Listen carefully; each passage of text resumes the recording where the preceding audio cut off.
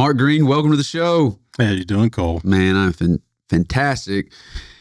I just want to start off with expressing gratitude. These past 24 hours that I've been able to spend with you have just been phenomenal. Just getting to know who you are, getting to know what you're about. I can tell you right now that when people watch this, when people listen to this, you are one of the most genuine, authentic people I have ever met. Mm-hmm. Yeah, well, one, thank you, because the way we got connected was so out of the ordinary. One of the guys I worked with said, "Hey, sight unseen, here's Cole, and I think you guys would be a good connection." And just over the course of the time of getting here today, I was really anticipating getting here. But now that I got here, like you said, the last 24 hours, from the airport when you picked me up to walking up the mountain and the mountain of Arkansas. That's right. Pinnacle Mountain. Yeah. And just the last 24 hours have just been an exceptional experience. So I just wanted to. Well, I appreciate you being here. I know Little Rock's not a destination place, right? I mean, isn't it though? I mean, it is now. It is now. So everybody gets a proper introduction on the show. And then I've got a big question to ask you, and we're just going to unpack your life story. Like, This is all about you. When Alex, my producer, and I were talking about bringing you onto the show, we had two goals. The first goal is that after the show is over and you get to watch yourself and listen to yourself, you're beyond proud. Like, this is about preserving your legacy. And then equally, if not more important, is that when your children watch this, that they say, that's my dad. Yeah. Like, that's our goal today. And we're going to have a ton of fun. We're going to laugh a lot. We're going to unpack a lot. That's what this show is all about, because your story is beyond powerful, and it is a play that people need in their resilience playbook. I mean, talking through life's transitions, it affects all of us at different stages throughout our entire life. Before we get there, I want to read out of the book Unsealed, your bio. Okay. All right. So let's just start there. And then I want to ask you a question, and then we'll get into your life story. All right. Okay. Mark Greene is a retired Navy SEAL officer and sniper, former college athlete, speaker, and father of four who has mastered the slippery slope of transitioning while facing extreme pressure, loss, and countless life changes. After an injury closed the door on his football career, Mark's path led him on the journey to a Navy SEAL career. To make life more exciting, the same year he graduated from SEAL training, he also became a first-time father. That's a lot in 1 year. Yeah. In the years to follow, he was deployed to the Pacific Theater, SEAL Team 5, and returned home to find himself battling his way through sniper school, only to graduate as the first ever African-American Navy SEAL sniper, which is huge. Huge. He followed that up by being a sniper instructor and fathering his second child. Over the next 14 years, Mark would become the dad to two more children and continue to advance his military career as an officer. And beside your bio in the book, there's a quote by Henry Ford, which I absolutely love. And we're going to get into the book, of course, throughout this conversation. But the quote is this: one of the greatest discoveries of man makes, one of his great surprises is to find he can do what he was afraid he couldn't do, by Henry Ford. Shelby did a good job of writing a lot of this. I mean, she might have a future in this writing thing. Well, do you have anything to add? Is there anything that I missed in your bio?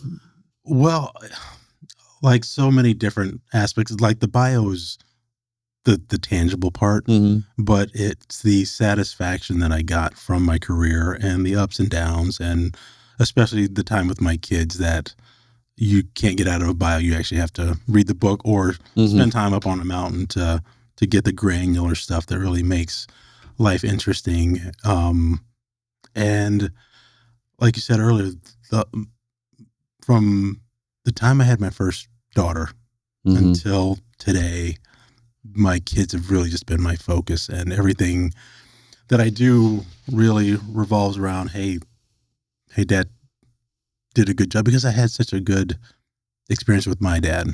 And as we unpack it, experiences with parents can be challenging, but as I look back on the sacrifices that he made to make my life what it is today, I didn't appreciate it until I got to be 30 and had my own bills and my own kids. And like I said yesterday, I was like, man, the guy was brilliant.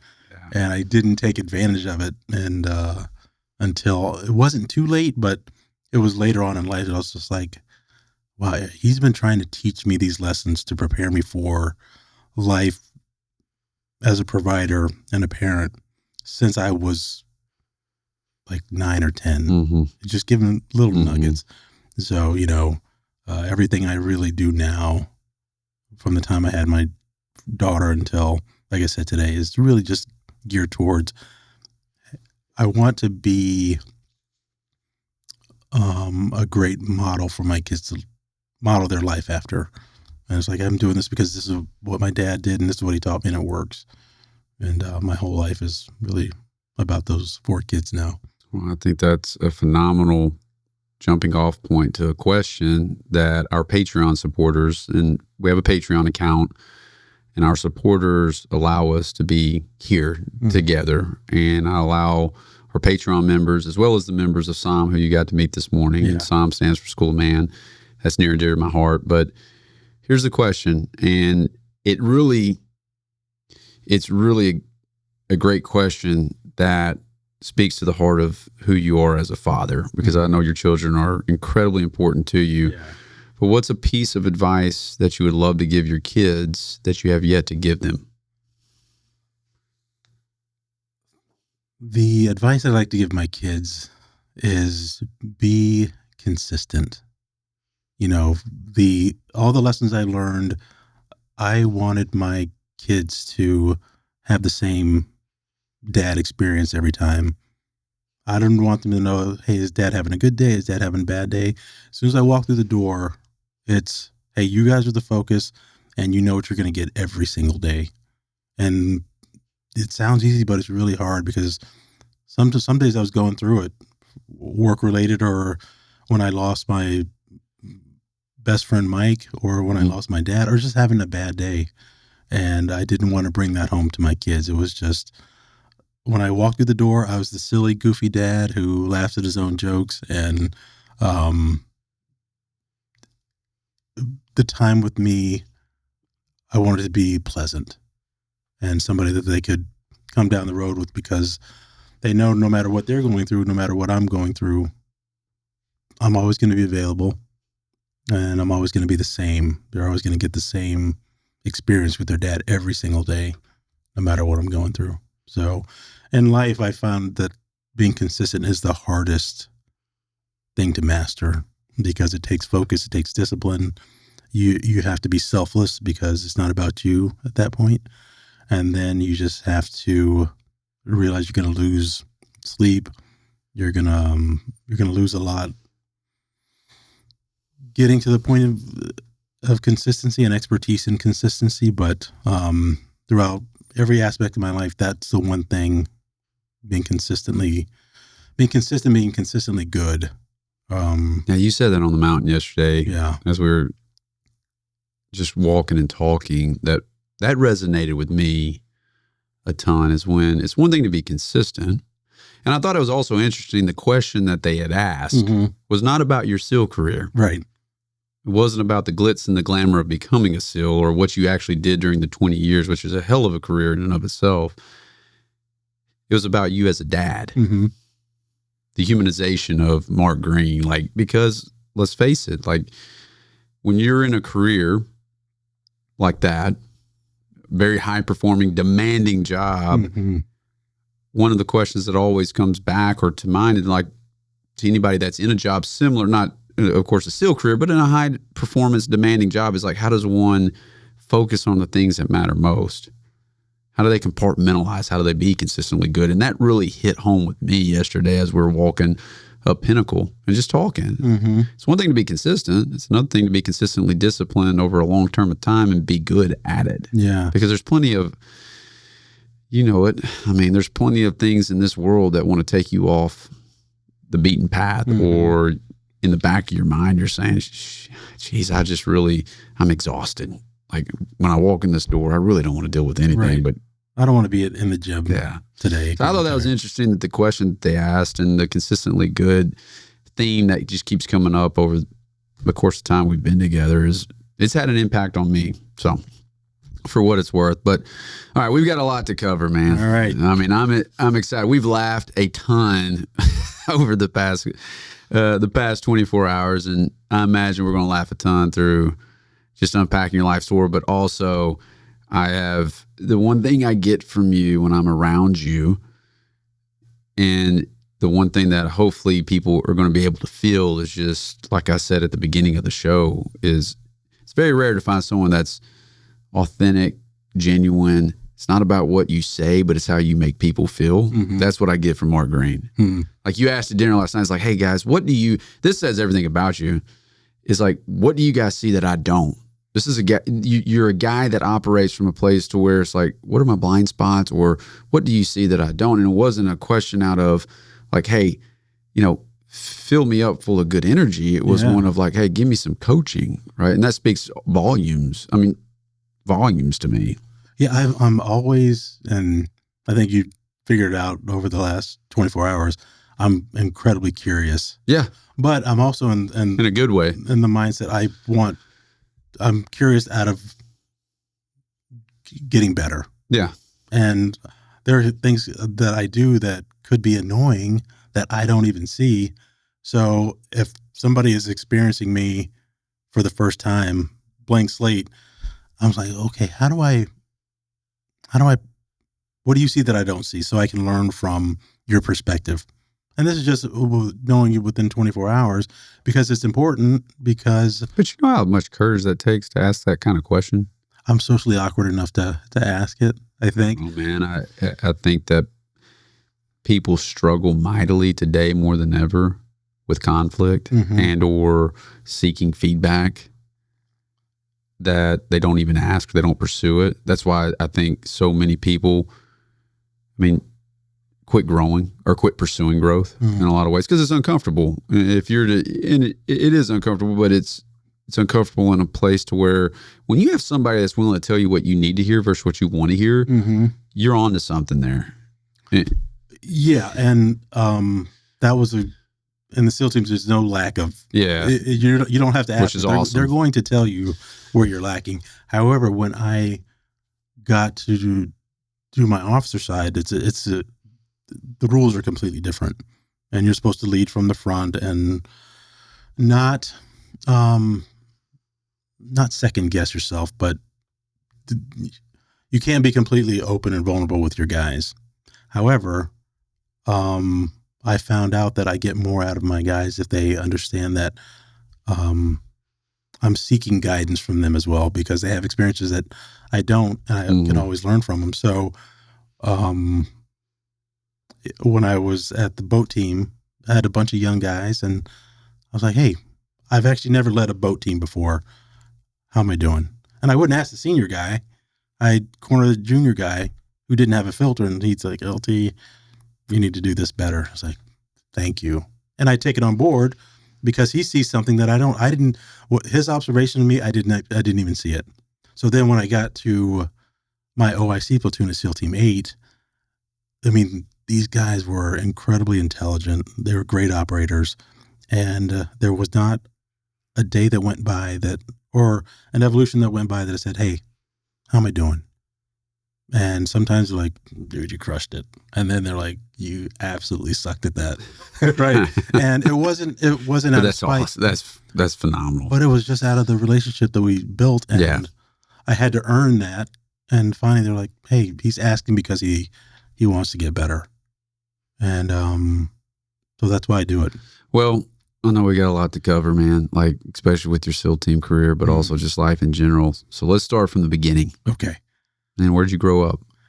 So I was an Air Force brat and started life in Anchorage, Alaska. But most of my family's from Ohio. So between Alaska and mainland Japan and Okinawa and the Philippines, we always would hub back in Dayton, Ohio, at Wright-Patterson Air Force Base. So that's really where I grew up. Spent the first probably 12 years of my life bouncing back and forth from here to the Far East, and then came back at 12 in 6th grade and stayed in Ohio until I shipped off the Navy in 1996. So I'm a kind of a Buckeye, but you wouldn't know it because I have USC stuff all over the place.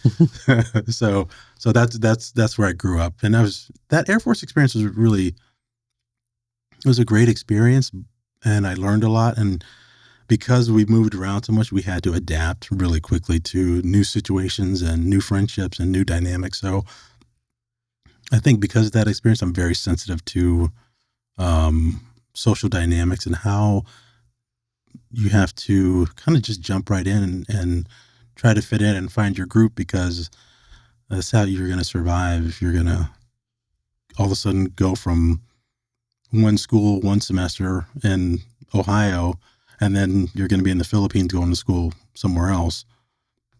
You got to adapt really quickly and figure out your place in the hierarchy so you can integrate and then thrive. Really. So when you were bouncing around, like as a kid, and your parents would tell you like, hey, it's time for us to move again. Mm-hmm. Was there excitement, or was there like, we're moving again? And then like when you got to a new place as a kid, how did you integrate? Like, how did you make friends? So there was no discussion. It's just boom. It wasn't Dad like, hey guys, what do you think about us moving to Japan? I know we've only been here for 11 months, but how about going back? He walked in the door and said, hey, pack your shit. It's time to go. Time to go. We're moving to Japan in 2 weeks. Yeah.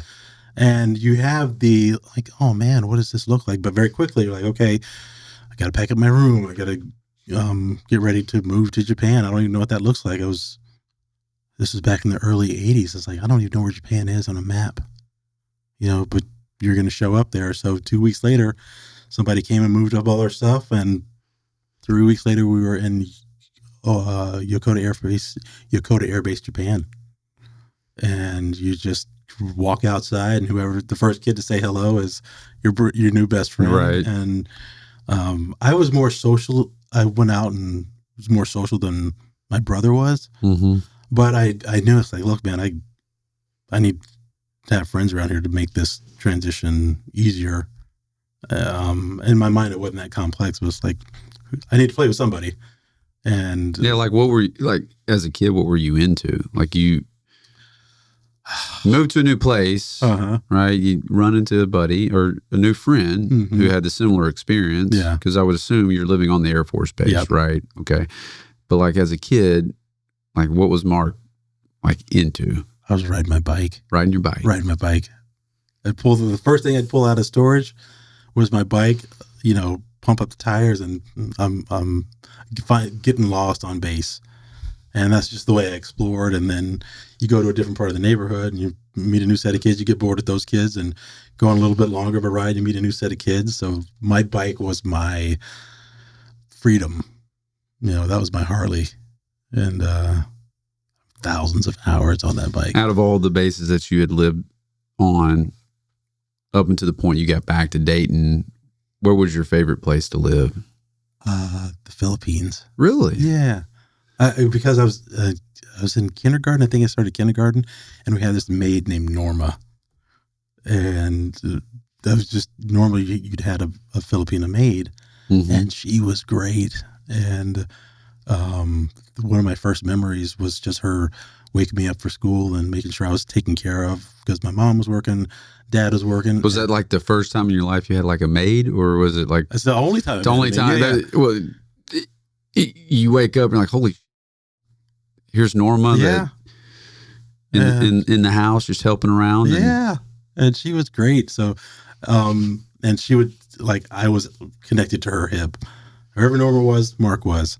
And she would take me out to buy groceries and stuff. And finally, my parents were just like, if we can't find Mark, he's with Norma. And so that's why. Now, was your mom also in the Air Force, or was she was it just your dad? Just my dad. Yeah. And I think she was working over there, but I wasn't sure. Gotcha. But Norma was, she was the glue. And it was you, your brother. Do you have any? We had a sister later on. Okay. After the Philippines. My sister was born in 77, 79. Yeah. I think she was born in 79. So it was you and your brother. Yeah. In the Philippines. You're hooked to Norma's Hip. Yep. Was that the last place that you had lived until moving back to Dayton? No, so we went from the Philippines, came back to Ohio. No, went to Youngstown, Ohio. Okay. Yeah, my family was from Youngstown, Ohio. So my dad stayed in the Philippines because my mom was like, it's too much. I need to come back home. So we ended up coming back to Youngstown and lived in Youngstown for about a year. Dad came back. Then we moved to Dayton and stayed in Dayton for a couple years. Dad went on another deployment, went back to Youngstown for third grade. Mrs. Larisha was my third grade teacher at Youngstown Christian, and then moved back to third grade, moved back to Ohio again, then moved to Japan for almost 2 years. And that movement to Japan was the last one. And then we came back from Japan and never switched schools again. What was your dad doing in the Air Force? He says he was an admin guy, but looking back at some of the stories, that might have been something a little bit different. Because he got to work with the Air Force Special Operations people. And at the time when he told me that he knew about combat controllers, I was like, oh, okay, that's cool. And then as I grew up, I was like, wait a second, you have to kind of screen to work at those commands. And they don't just say, hey, Sergeant Greene, we want you to come over to the command. So what he told us he did was admin, but what he actually did, I'm not quite sure. To this day, you're still no, gotcha. And I know how to read DD-214s now, but I can't find his. So if I ever find his, I'll be able to find out what he actually did. So you get back to Dayton at the age of 12, right? What happens then? Like you're back home, you're stateside, you've moved all around the world, gained a lot of experience in all of those moves. So then at age 12, that's a incredibly important time in a young man's life, right? Yeah. Like, what was Mark thinking, feeling at that point moving forward? Well, I think because we knew we weren't moving again, I felt uncomfortable because in a strange way, when you're moving all the time, you actually look forward to the next move. So I knew I was stuck for the first time. And it was really awkward because the kids that we were in school with, they had been together since they were in kindergarten. I just showed up 12 years later, or at the age of 12, and I was a complete outsider. And the rules were different because they weren't military kids. So I just had to kind of learn. What do you mean by that? Like the rules were different because they weren't military kids? So military kids, their experience, I mean, it's abnormal to, hey, we're moving to Japan, and you're isolated on a base, and you go out in the town for a little bit of time, but everybody on base has the same really background. Hey, where's the last place you lived? Oh, I lived over here. And so you have that shared unique experience. And then you come back to normal life where people don't move to Japan on a whim. And it's like, I've been here since I was born and raised here. And I didn't know what that even meant. Like, what do you mean you were born and raised here? Did you lash out? Did you rebel at all when you got back? And no. You didn't? No, I still use those same attributes that I needed to gain friendships really quickly. And I think that's why I think to this day I just jump right in and connect, because you have to connect in some way to not for actual survival, but social survival. So I just got really adept at putting myself out there. And in your relationship with your dad, how was your relationship with your father? For the first, until I got to teenager, he was just bigger than life, right? And as I went through not my rebellious time, but it was because I was so curious, and that generation did not appreciate being questioned. So our point of contention was, the way I see the world is much different than the way I receive information. So in order to fill in those blanks, I would just ask a lot of questions. Not out of disrespect. It's just if it doesn't make sense to me, then I just try to make it make sense. And I would say, well, Dad, you're telling me this, but I don't understand. What do you mean by this? And I would just probe it until I got that one little nugget to make it make sense. And he just really had a hard time with that aspect of my personality. He just didn't understand that, boy, I told you questioning me is disrespectful. And I tried to, I didn't have the vocabulary back then to say, no, Dad, I'm not being disrespectful. I'm curious. I'm curious and I don't quite understand and I want to get it. This is how my mind works. Right. And you have a tough time. I can relate to that. So that caused some tension, but I always knew he was at every game, every practice. He got home at 4:30 every single day. He was, he got married at 18. So babies having babies, basically. Mm-hmm. And I did not appreciate the journey he was going through and the stress he was under because, he was a teenager and all of a sudden he's in the military and he's married and he's got kids. And that's a burden for anybody and its own deal of stress. So that's hard to fathom in today's world. Yeah. So he was present, but he was always a little bit grumpy. And, he had his own chair. And when he's doing certain things, like, don't mess with Dad, make sure he gets the biggest piece of chicken and, all that stuff. But he was just, like I said, he was just consistent. He was always available. I knew it by 4:30. If he wasn't home by 4:35, like something was wrong because he just walked in the door at the same time. So I think he instilled a lot of great virtues in me, even though he was stumbling through parenthood like we all do. But he was really just wanted us to be good people. And he wanted us to be good to the people around us and be good to because he would always say stuff because he'd say, you're going to have your own family and I want you to be good to your family and always be available and be there for which is profound for an 18-year-old to capture. And then I know at 18 that I wouldn't have been ready.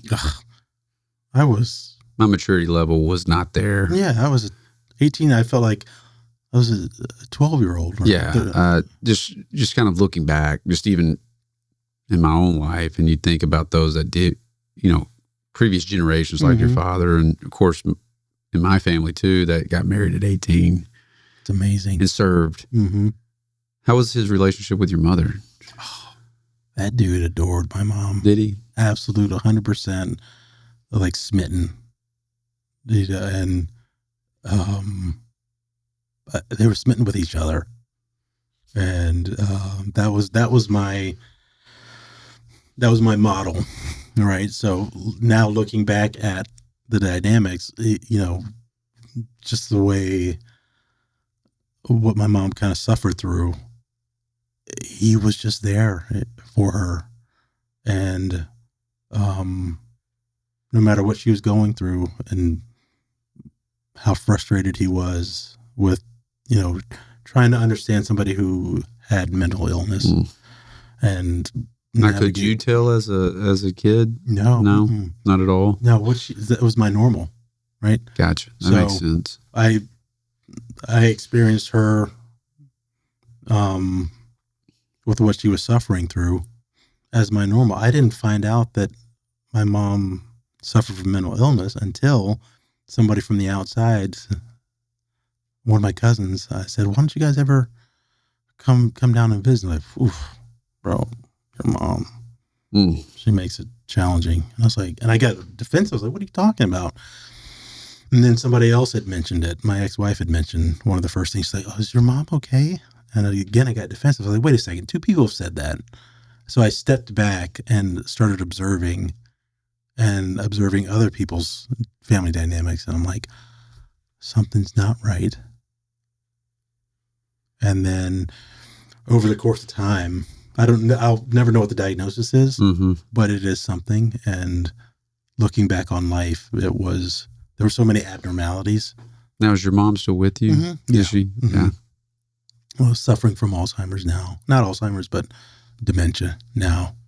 But my dad was definitely the glue, and when my dad passed away, things started to unravel. And then I saw the depth of it, and I was like, that man was going through it with career and family, and then spouse, and he's a real dude. Mm-hmm.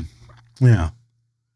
I mean, did he have like were you raised around a network of his that also raised you? Yeah. You know what I mean? Like, yeah. You know, there's a difference, and we talked about this yesterday, that, you know, growing up, it wasn't just my dad's responsibility to raise me. Mm-hmm. Like, his circle of friends and my uncles in particular, yeah. like you got out of line. They were holding you accountable. They were holding you, and then they tell on you. 100%. Yeah. They were. It immediately it made its way to my mom and dad. Mm-hmm. So you get a tune. And even in the schools, my coaches were the same way too. Coaches and teachers. I mean, the whole 9 yards. And so did, you know, being raised and putting you in circles to where they were a good influence on you, and you got to see in real time like what you wanted to model after. Yeah. So my grandfathers, so we would go to Youngstown a lot. We, even from Virginia, it's a 12-hour drive back then. We'd pack up and just take the 12-hour drive to Youngstown. And when my dad was deployed and we still lived in Youngstown, both sets of grandparents were there. Both sets of uncles were there. And just our whole extended family. So when my dad wasn't around, one of my uncles was around. And if one of my uncles wasn't around, my grandfathers were around. So there were just men everywhere. And they were just the model of how you're supposed to do things. And I think that presence of those strong men in my family really shaped who I am today and who I wanted to be as a And your parent. grandfather served too, didn't he? Yeah, my grandfather on my dad's side served in the Army. Served in the Army. When did he serve? During the Korean War. Wow. Yeah. So he deployed to Korea? Uh-huh. Mm-hmm. Yep. And he went to prison for a short amount of time because it was a time of war, and he was guarding a magazine where they keep all the ammunition. Mm-hmm. And he was guarding the post, and a drunk soldier comes by and tries to get into the magazine. And tries to get in the magazine to get ammunition? He was drunk and just being an idiot? Yeah, just being an idiot. And Grandpa went through all the protocols, warning shot. And this was an American soldier? Mm-hmm. And ended up shooting the other soldier because, you know, that was the security posture back then. And came down, and he said... Did he kill him? Killed him. Mm-hmm. And when it went up to get adjudicated, they're like, Sergeant Robertson, you did your job. However, black soldiers can't kill white soldiers. Are you kidding me? No. Mm-mm. So he was in prison because of the color of his skin? Yes. But you got to think, it's the 50s. Much different time, right? Much different time. How long did he spend in prison? I think, I'm not quite sure, but he went from prison to Korean front lines. So hold on. Wait a minute. So your grandfather was doing his job, was adjudicated, basically said, hey, you did your job as it's described, but because you're black, we're going to send you to prison. And then when you get out of prison, we're going to send you to the Korean front line, or we're front lines in Korea. And did he have any disdain against the military? I think he retired. And then he went to work for the post office after that. He never once said anything bad about it. Never once not one to time. you, like growing up, or even to your dad, to where your dad even served in the Air Force. Right. If my dad knew about the incident, but it wasn't a deterrent. It was just, America was just different back then. And the military was different, and how black people were treated back then. I mean, we had just come out of, in the 50s, we hadn't gotten on all rights yet. So that behavior was completely acceptable. So I don't think it was even on the radar. He did his time and then went to the front lines and came back, and that's where he had his heroin addiction because he got frostbite, trench foot. And when I met him, his legs, his lower legs were all torn up, and I guess he had. So when you met him, like, was he addicted to heroin when you met him, or no? He was off. So did he get addicted to heroin when he was in Korea, like getting frostbite, and that's what they gave him to manage the pain. Yeah, and then like so many others came back and continued the addiction. Continued to use, yeah. But I didn't know that part of my grandpa. He was very stoic. No, he was like fun and funny, and like I was his homie. Like wherever that's awesome. Yeah, wherever he went, I was his shadow. And he's like, "Hey boy, you want to go?" And he would say, "You want to go?" And I'd just say yes. He's like, "You don't even know where I'm going." What was your favorite thing to do with him? We would just ride in his Cadillac, go to the store, or I think most of the time we either went to the store or went for a walk or just whatever. He's like, "Hey, Mark, you want to go?" And before he could finish saying go, I was right next to him. Like, "Where are we going? Where are we going? Yeah, let's go." What enamored you about him? He was such a kind human. He was such a kind man. He always had something nice to say. And we didn't find out later to what he experienced. But, he had these horrible injuries on his legs, and my grandmother would say, "Do not get next to Grandpa's legs." What is the first thing we did? Sat next to him, and as kids, we'd bump his legs all the time. And he would just kind of let out a deep breath. I'm like, "Grandpa, we're so sorry." It's like, "It's okay." And everything was just always okay. Now, his background, he was a boxer for the Army. And he was pretty good. Yeah. So he could whip some. Yeah, he could tear some ass up. He met his match because he boxed a guy named Ezra Charles. Okay. And he was talking shit. And then, like, his nickname was Boots. Like, Boots. Your grandfather's nickname was Boots? So, like, Boots, I don't think you know you're getting ready to box. He's like, "I don't care who that MFer is. I'm going to kick somebody's ass." The other gentleman was just, calm as a professional boxer would be. And my grandfather got in the ring with him and just got tuned up. So finally, did his boys tell him how to get on like, "Boots, we told you, man." Yeah, he's like, I've never got my ass kicked like that. He's like, "You know who you just fought?" He's like, "No." It's like, "That's Ezra Charles." And he's just like, "Oh, no. I know now." But I mean, he was, as far as just genuine kindness, he was the kindest man I've ever met. And it's even more remarkable because of what I learned he'd gone through, the addiction and the time in prison and the front lines of Korea. He was just the kindest human. So growing up in Dayton, you reconnect with family, obviously, both sides, your mom's side and then your dad's side. And as you go through school, I mean, like, what was your experience? Like, those teenage years, I just remember me personally, like, they were some tough years for me. Like, I didn't move all over the globe like you did. I moved to a new school, which I thought was forever away, and it was only like 45 minutes. County school? Well, so yeah, I moved, and I remember my parents telling me, and the fondest memories I have as a boy was like just the neighborhood kids riding bikes, going to the creek. Every season there was a sport, and we'd have our own teams, and I thought I was losing everything. And then I go to this new school, and I try to fit in, right? I was just super insecure. And then teenage years happen. You get into sports, and that becomes it was an important thing in my life, like baseball, basketball. And I would assume like football for you. Football, right. Was your thing, right? Like that was your thing. Which grandfather, though, loved baseball? Granddaddy Frank. Granddaddy Frank? Was that your mom's? That's my mom's father. Okay. Yeah. which bored the hell out of you when you watched it with him that one time, right? Yeah, and But did he ever get enjoyment out of seeing you spin the football? Like, yeah. So he, I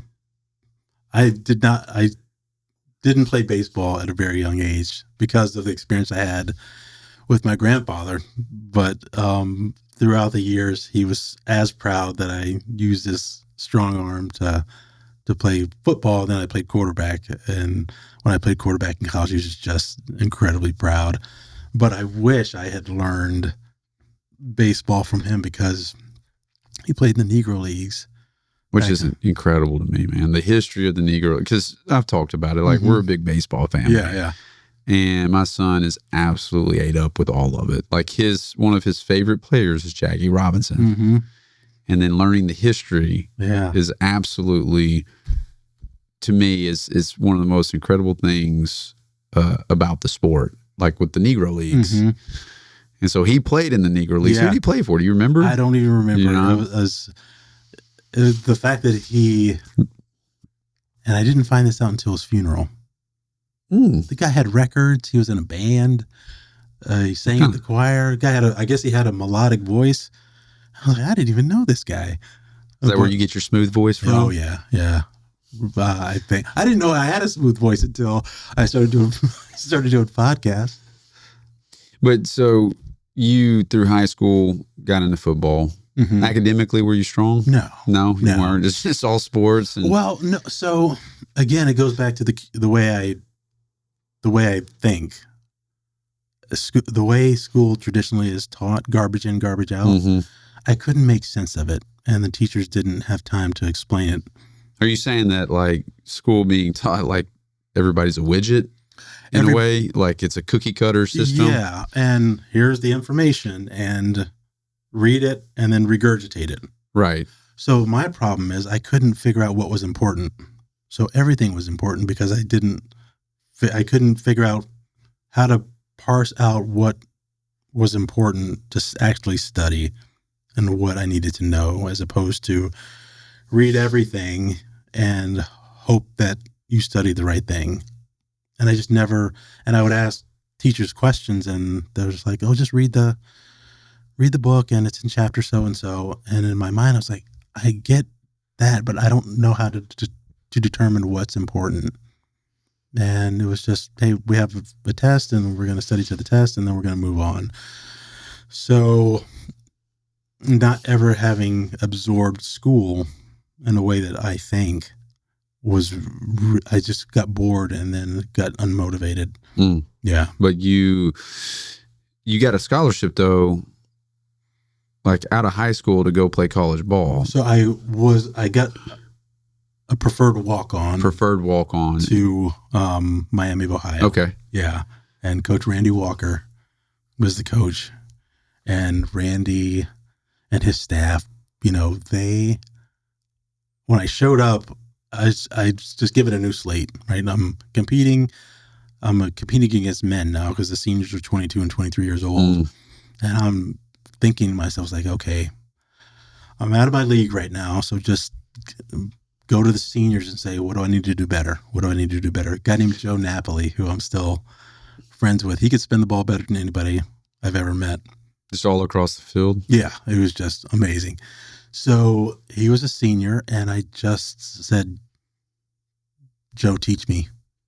So at that age, 18. At 18, you had the wherewithal and or the confidence to go ask a senior, say, hey, man, I'm looking to learn. Is that how it's always been? Yeah. I see somebody who's somehow they figured it out. Right. They're further down the path. Right. And you say, you know what, instead of, which most 18-year-olds, they don't do that. Like growth mindset isn't ever present all the time. Yeah. And a lot of times it's the insecurity. Their ego gets in the way, which is just another form of insecurity. Yeah. So you ask him, and what did he say? He just said, okay. He was a California kid, surfer just dude. Cool. Yeah. And he's just like, just chill. It was just like, well, it's kind of weird. California kid playing in Miami of Ohio. Yeah. Yeah. He went to JUCO, junior college out in California, got a scholarship to Miami of Ohio, and, took the scholarship. He was undersized. I gotcha. Okay. So, But he was a giving person. Yeah. Like he was just. I'm friends with him to this day. So I pretty much got in Joe's pocket. And then there was another senior named Chris Andrula. And I said, so Joe could spin it, but Chris had better footwork. So I would say, Joe, teach me how to throw, spin it like you spin it. And then I would turn around and say, Chris, teach me how to do my footwork, because you can't teach speed. And size is what you got, right? So I was 6'2", 220-pound quarterback, rocket arm, and was fast. But I didn't have the skill set coming into college that I needed. I had the raw stuff, but I needed to get refined. And knowing I needed to get refined, I was like, well, why don't I just ask the people who are at that level now? And it just made sense. So when we were in meetings every day, and I was like, so Joe, what are you taking notes on? And he's like, well, I'm not great at figuring out what a cover 2 is. I'm like, what's a cover 2? Stuff I should have known, but he would walk me through it, and I would just ask, and he's incredibly patient. And one day he's like, so when you're under center and the DBs are split, that's a cover 2. And I was just like, wait a second. And then it just clicked. It just like clicked? Yeah. Just like an aha moment? Because I'm sorry, like in high school, did your talent pretty much take you to where you didn't have to know that stuff to that level? No. So you were talking about your basketball coach earlier. Yeah, like just he had a program, system program. He just produced the best version of his players. He understood like what your greatest attributes were, and he was able to lean into those attributes. He didn't try to create something you were not. Right. Does that make sense? Yeah. And so I did not have those. Those coaches are rare. When I got to college, I found out the deficit of the coaching that I'd had, because I had enough talent to where they were just going to say, yeah, just go figure it out. But in my mind, I was begging, I was like, I need to learn this stuff. I need coaching. And they were just like, no, you're fine. You're fine. So when I got to college and Coach Walker's staff, I can't remember Sean's last name, but he ended up being the quarterback's coach. I was like, Sean, like, Coach, what about this? And what about this? And what about this? And finally he's like, kid, you're in the right spot. Quit asking so many questions. And finally Coach Walker's like, hey, Sean, and he called him over. And I think he said, hey, this kid could be the next quarterback we have. Let's go ahead and teach him football. So one day we're on the field, and I was on the scout team, and Sean got all the scout players together and said, okay, we're going to run a football play. And Mark, you're going to put the wide receiver in motion. That's going to move the linebacker and freeze him for a second. The cornerback's going to drop back, and then you're going to hike the ball here. You're going to do play action, which is going to freeze the linebackers.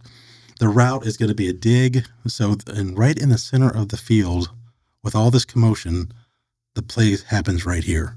So when you look there, your player's going to be sitting in the zone, and all you have to do is throw the ball. I was like, get out of here with that. All that chaos, and that's what's going to happen.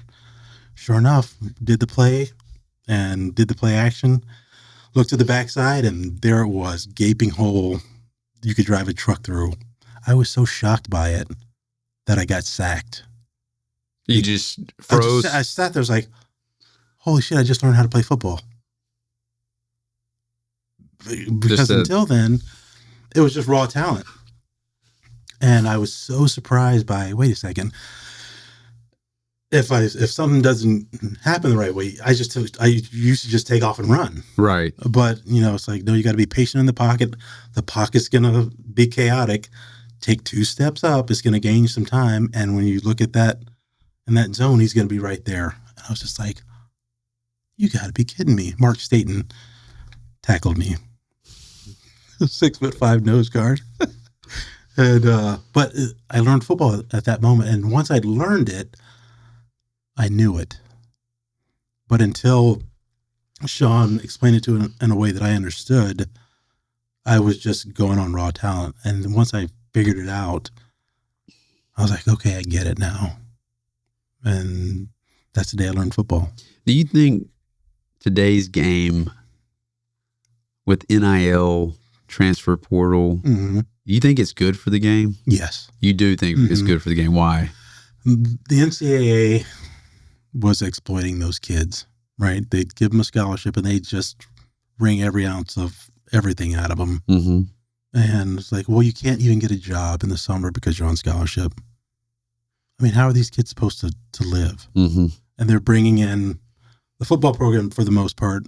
The university is on the shoulders of 18 to 22-year-olds, bringing millions of dollars to the football program, which then gets divvied out to all the other programs. And they're making millions and millions of dollars off these kids. And you tell me they can't get a job in the summer because they're on scholarship.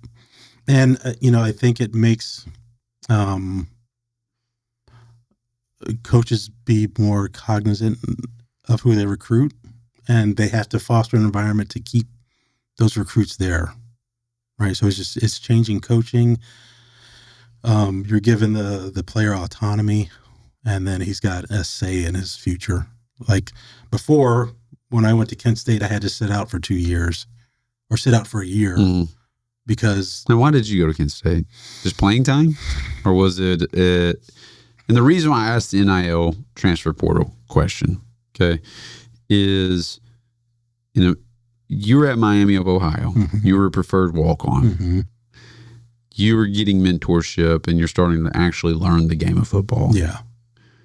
Did you leave Miami of Ohio because coaching left? Or was it a decision you made because you wanted more playing time and that's why you went to Kent State?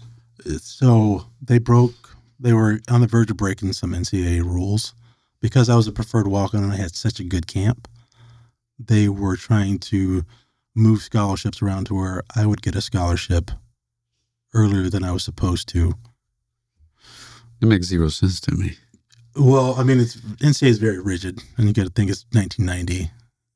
So the rules are a lot different. But as I understood it, one of the players found out that they were trying to move scholarships, and I was the recipient of that move.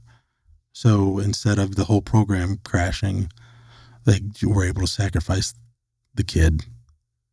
So I got sacrificed, was not eligible to play. So hopped in the transfer portal, and my dad had a lot of say in that and where I went. And, I didn't want to leave Miami of Ohio. I reluctantly went to Miami of Ohio, just because it had a bad reputation because it's where a lot of the rich kids went. However, when I got there, I was just like, this is my spot. Had amazing friends, and it was a great nurturing environment for me. And when I had to leave, I mourned the loss of that transition. And I never really fit into the Kent State program. Coaching was so much different and so much worse. Coaches were leaving the program like crazy. It's just toxic culture. Yeah, from the top down. Yeah. And did you find yourself when you moved over to Kent State and you had to sit out, obviously, right? Yeah. I could practice and everything, but through that transition, because I find the NIL and the transfer portal to be very, interesting. And there's pros and there's cons. And there's pros and cons to everything, right? That's why I asked the question. Here you have a young man. This is a lot of young men's one shot. It's what they've been training for since they were 5. Right. They're given an opportunity to go to a D1 school, and you still have to go prove yourself. I don't care how good you are in high school. Right.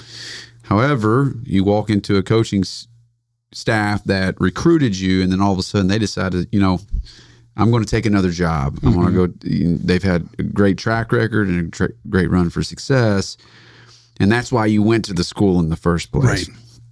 So I totally get hey, transferring out. I've never understood sitting out, almost being in purgatory. Or you're punishing the student for leaving. Yeah, for leaving. I get it.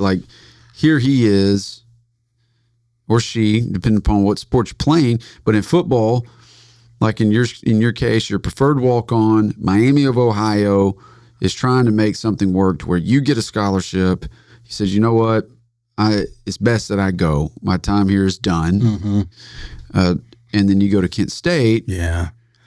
And you look back now, and I'm certain that time period, that transition period, was probably a hard one at that age.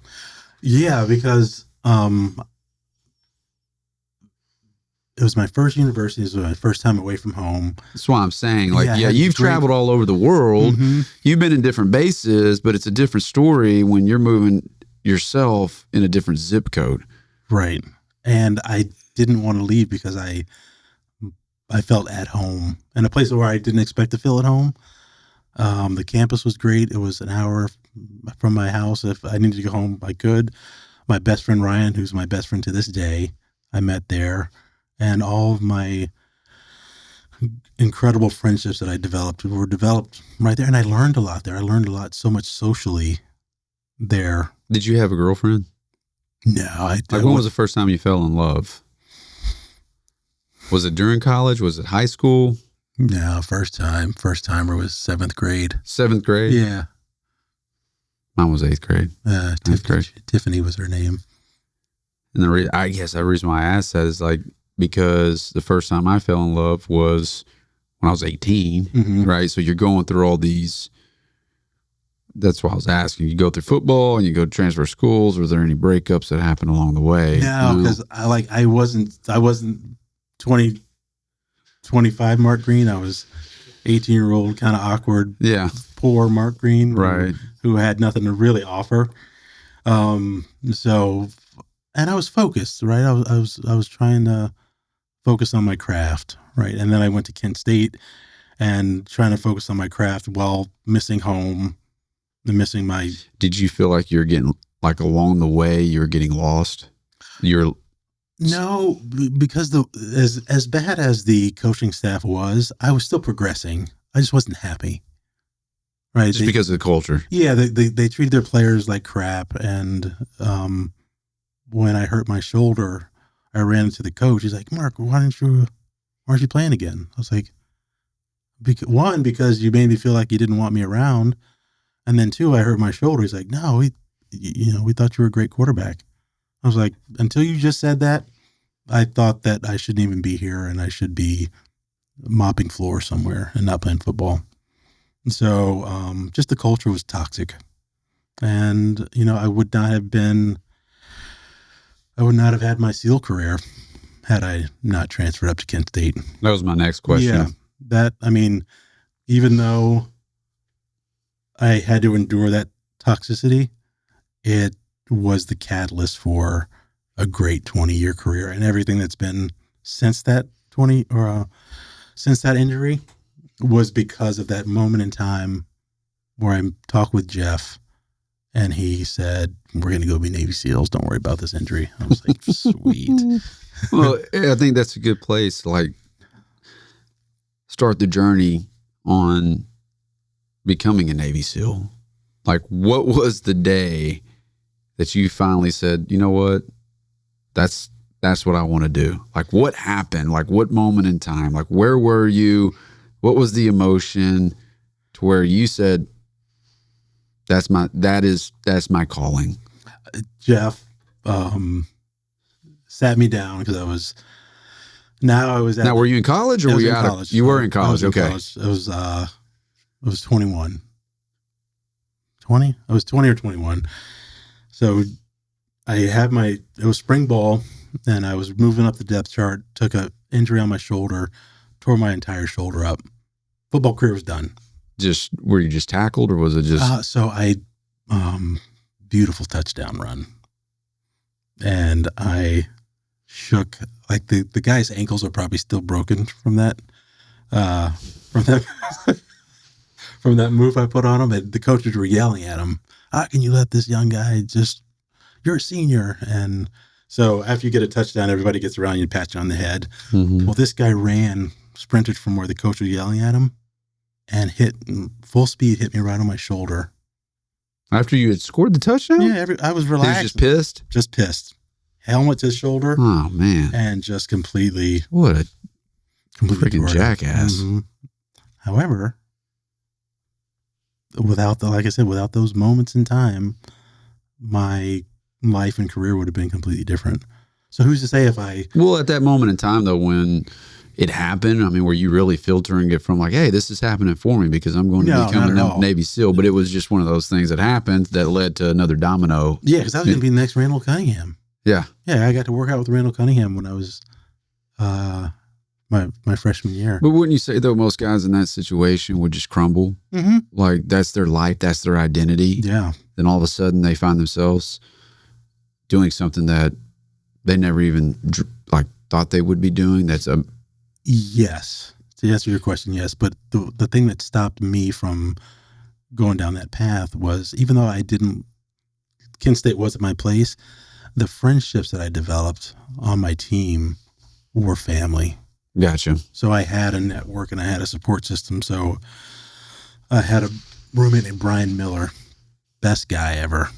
He was so I was supposed to leave Kent State after my injury, but I made Brian a promise that I'd be his roommate for at least half of next year.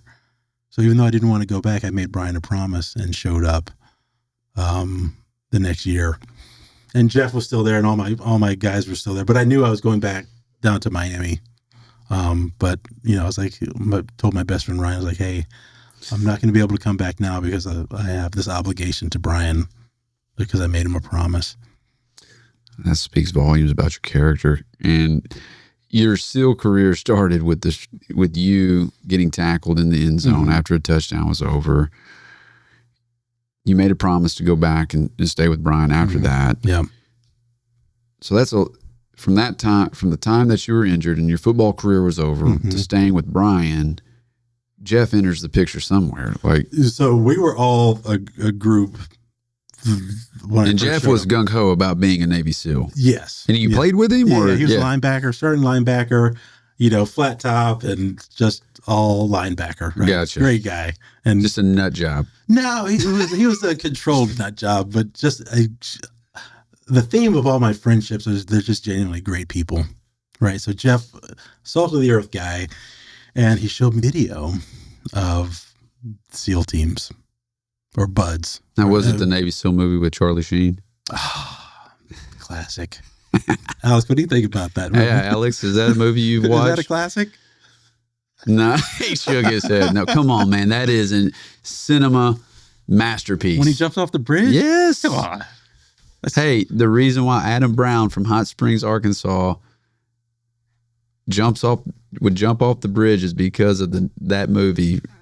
It's Charlie Sheen that jumped off the bridge, right? Yeah. They were in a Jeep, right? Yep. Yeah. That's, Adam, rest his soul, of course. I didn't know he was from Arkansas. Hot Springs, Arkansas. Huh. Yeah. Well, he's Lake Hamilton Wolf and legend here, man. His story. He's a legend in the team, too. Yeah. Legend just with his book, Fearless, but just all the things he overcame and his beautiful wife and family. They're doing a lot of great things. Good. Anyway, so y'all watch this video. Jeff shows you this video because Adam's best friend was named Jeff. Okay. Yeah, so that's kind of why registered so in my mind. Jeff shows me this video, and it was an inferno that was lit. Right? It was the teamwork and what you're supposed to do and how hard it is and how few people make it, which under normal circumstances, people run from that. It's like only 10 to 15% people make it. You have a hell week thrown in there where you're not sleeping for a week and it's 6 months long. Just the fire in the gut just was lit. And everything that should have said, dude, you're not ready for this, I was fired up. So what would you say as a young man though, like if someone told you couldn't do something that pushed you even more to do it, did you ever kind of look at people and say, you know what, this guy bet against me, so I'm going to put him on my shoulder as a chip, and I'm going to activate that chip to go out and use him as fuel? Yes and no. So my dad preached being humble, be quiet, and I think it's just because of his where background, he came from, where he came from, and the state of the country back then. Is they don't bring any attention to yourself. Don't brag and just be humble. So to answer your question, I had a chip, but it was a quiet.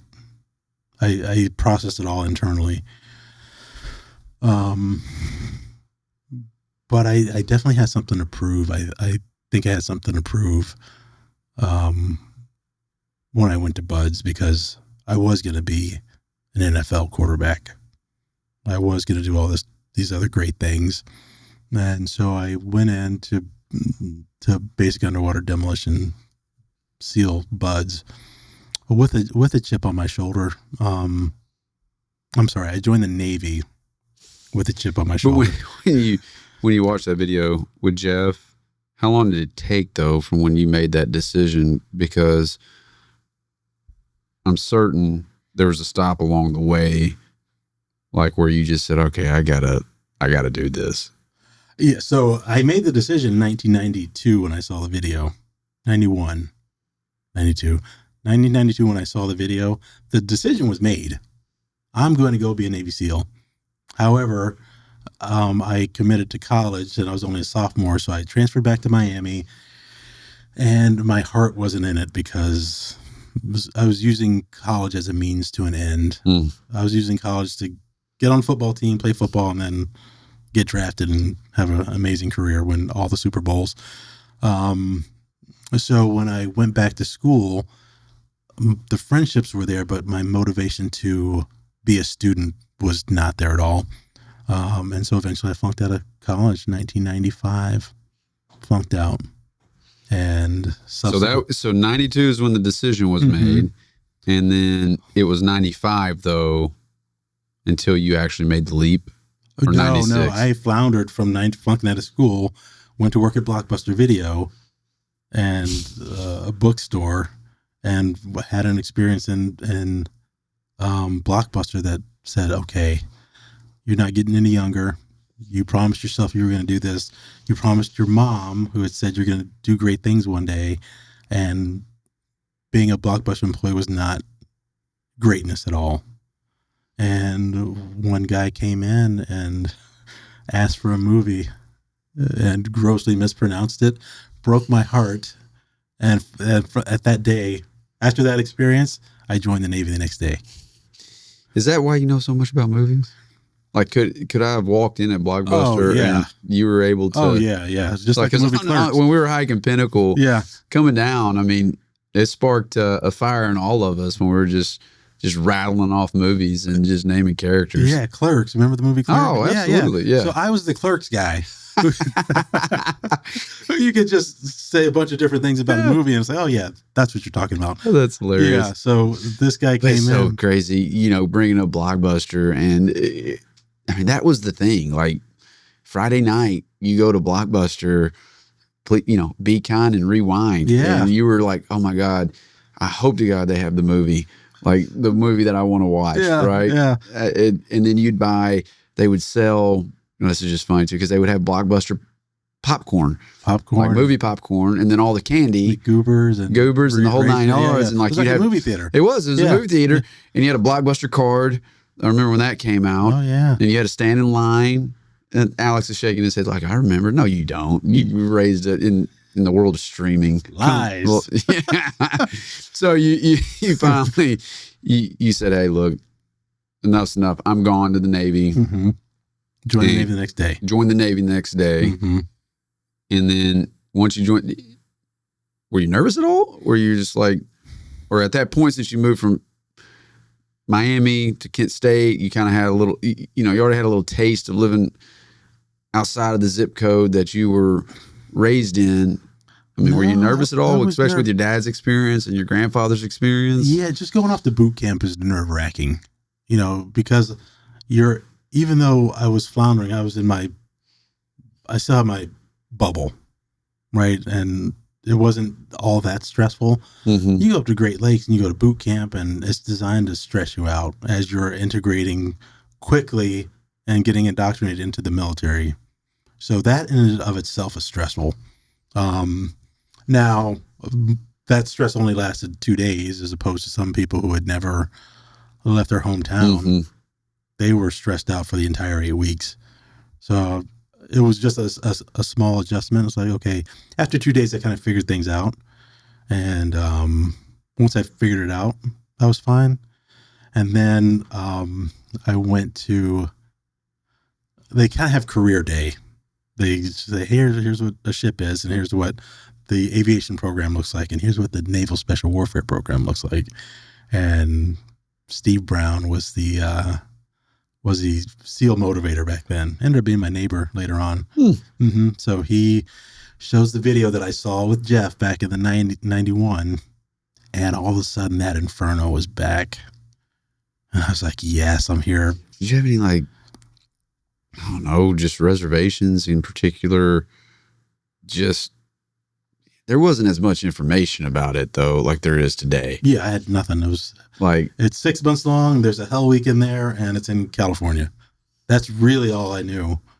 And they had. You didn't know about the long swims and they mentioned getting wet swims. and sandy.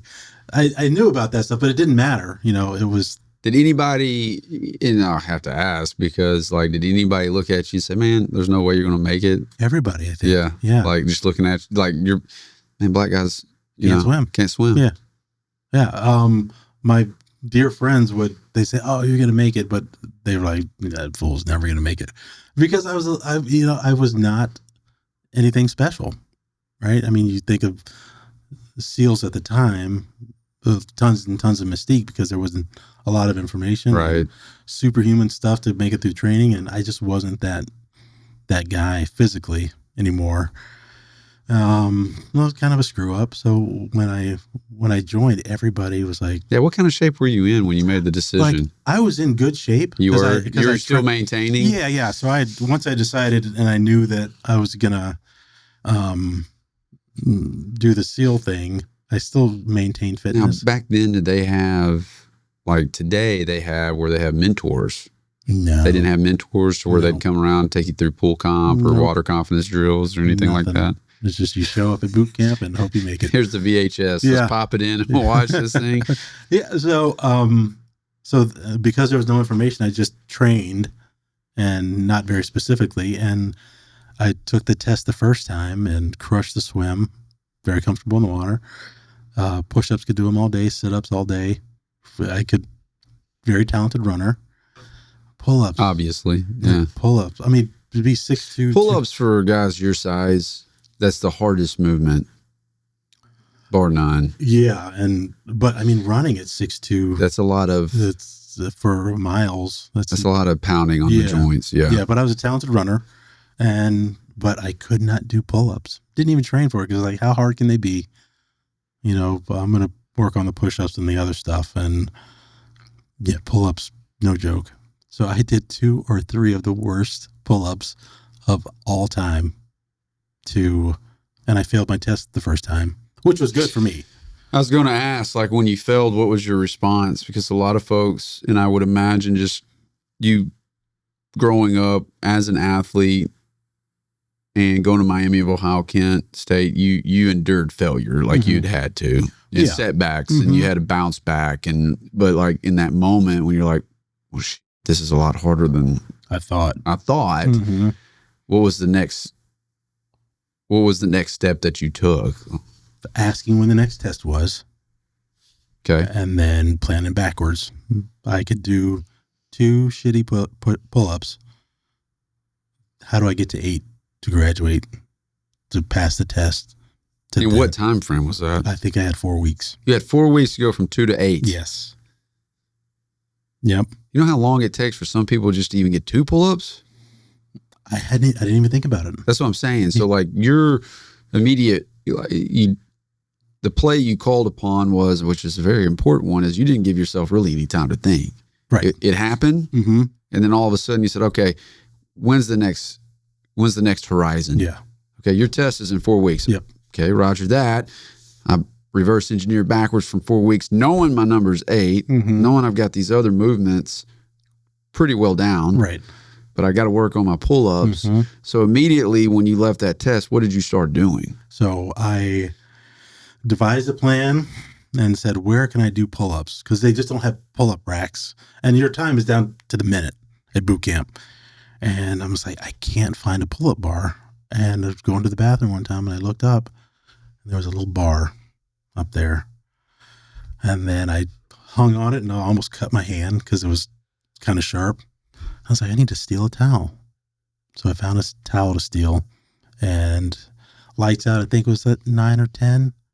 And as soon as those lights went out and the drill instructors left, I would go to the bathroom and put the towel up and just do pull-ups. For how long? Until I couldn't. Until failure? Like, yeah. I probably. So was the bar above the toilet? Mm-hmm. Yeah, it was integrated into the toilet. So you have the I'm trying to visualize it. It's so you know how you have your shitter now. Yeah. Right? And so like there's a bar, like almost like what was it for? Just hanging towels? I don't even know. It was just there. So it was like by a miracle, this bar. Mm-hmm. So it could hold my weight. I put the towel over it and just commenced getting after it. And so you would literally, after the drill instructors left, which was 9, 10 o'clock at night, you would go do pull-ups until failure. Yeah. Every night. All right. So then fast forward 4 weeks later, or however long it was, 4 or 6 weeks, and you go to do your next PT test. Yeah. And you jump from 2 to 9 or 2 to 8? 2 to 8. So I jumped from 2 to 10 because the goal is to get 10, but I knew I would be tired because I couldn't. And this is in boot. You still haven't made it to buds yet. Right. I'm just. And this was before Buds Prep or Mini Buds or anything like that. None of that existed. Right. So you're in boot. Was boot camp hard for you? No. So you're in boot where you fail your first test. I think this is just an incredibly valuable story. You fail your first test, which most people would say, you know what? Getting 8 pull-ups in 4 weeks, they're already talked themselves out of it. You flipped it around. You reframed it. Yeah. And said, you know what? The fire and gut just got even bigger. This gave me another challenge. I'm going to do pull-ups at night until failure. Yep. Over the toilet, by the way. So what it immediately did for Mark, which I believe this is probably an attribute that you used several times growing up and you probably didn't realize it because it goes back to your curiosity. You engaged in resourcefulness. Yeah. Which is the greatest resource we all have. I got to accomplish this thing. I have to accomplish this thing.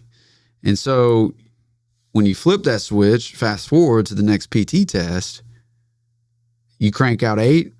Yeah, 8, 7.5. In what sequence? So 7.5. And they gave you 8? No. I cheated to get 8. I think I would have gotten 8, but I definitely cheated to get 8.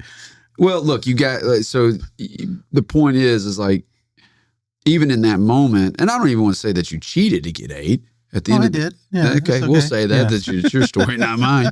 But were the pull-ups after the mile run, or were they at the end? Where were they in the sequence of movements? 4 out of 5. Because people have to understand that were you getting a 2 or 5 minute break in between movements, or was it 10?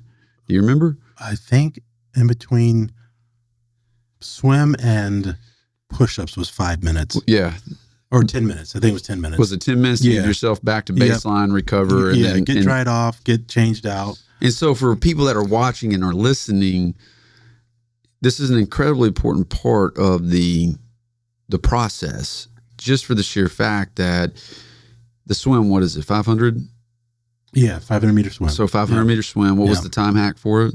I think you had to do it in like 11, 12, either 12:30 was it side stroke or was it? Side stroke. So side stroke. Did you know the side stroke before you went in? No, I practiced. You just practiced? Yeah. So you complete the side stroke, you rest, and then the next sequence of movements occur. Yeah. And they're in push-ups? Push-ups, 2 minutes to failure. And if you can't stop, right? You can't. If your knees touch the ground, you're done. Right. Correct? Now you can stay up. In a high plank position. And that doesn't count as a failure. So if you reach I think it was 42 perfect push-ups. Okay. And chest to deck, or did you have a swim buddy that was holding a fist? Palm to deck. Palm to deck. Yeah. Okay.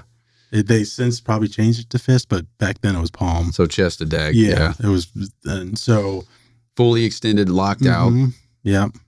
So you got that number, but I pushed to the last second, which is they want to see. They want to see you give maximum effort. But when I was practicing the pull-ups, I knew that I wouldn't be doing it fresh. That's why I'm kind of like setting this up. Yeah. Right? Like the sequence matters. Yeah. So it's not like you just walked out and it's like, all right, Greene, give me 8 perfect pull-ups. Yep. Like you come from swim to push-up to sit-up, air squat, and then pull-ups at the end, or pull-ups after push-up? Swim, push-ups, sit-ups, pull-ups. No squats? No squats. Okay, so pull-ups. So pull-ups are at the end, all right? You have breaks, intermittent breaks, obviously, for recovery purposes. You've been training in the bathroom, and I know that they've had to notice this too. Like, I would think that there had to be a little bit of chatter going on between the drill instructors saying, like, this guy has been training at night. Well, the Navy's big on logs. They log everything. Okay. So there's they call it a watch. The guy's up in the back of the ship at the dorm, and he marks down everything that happens.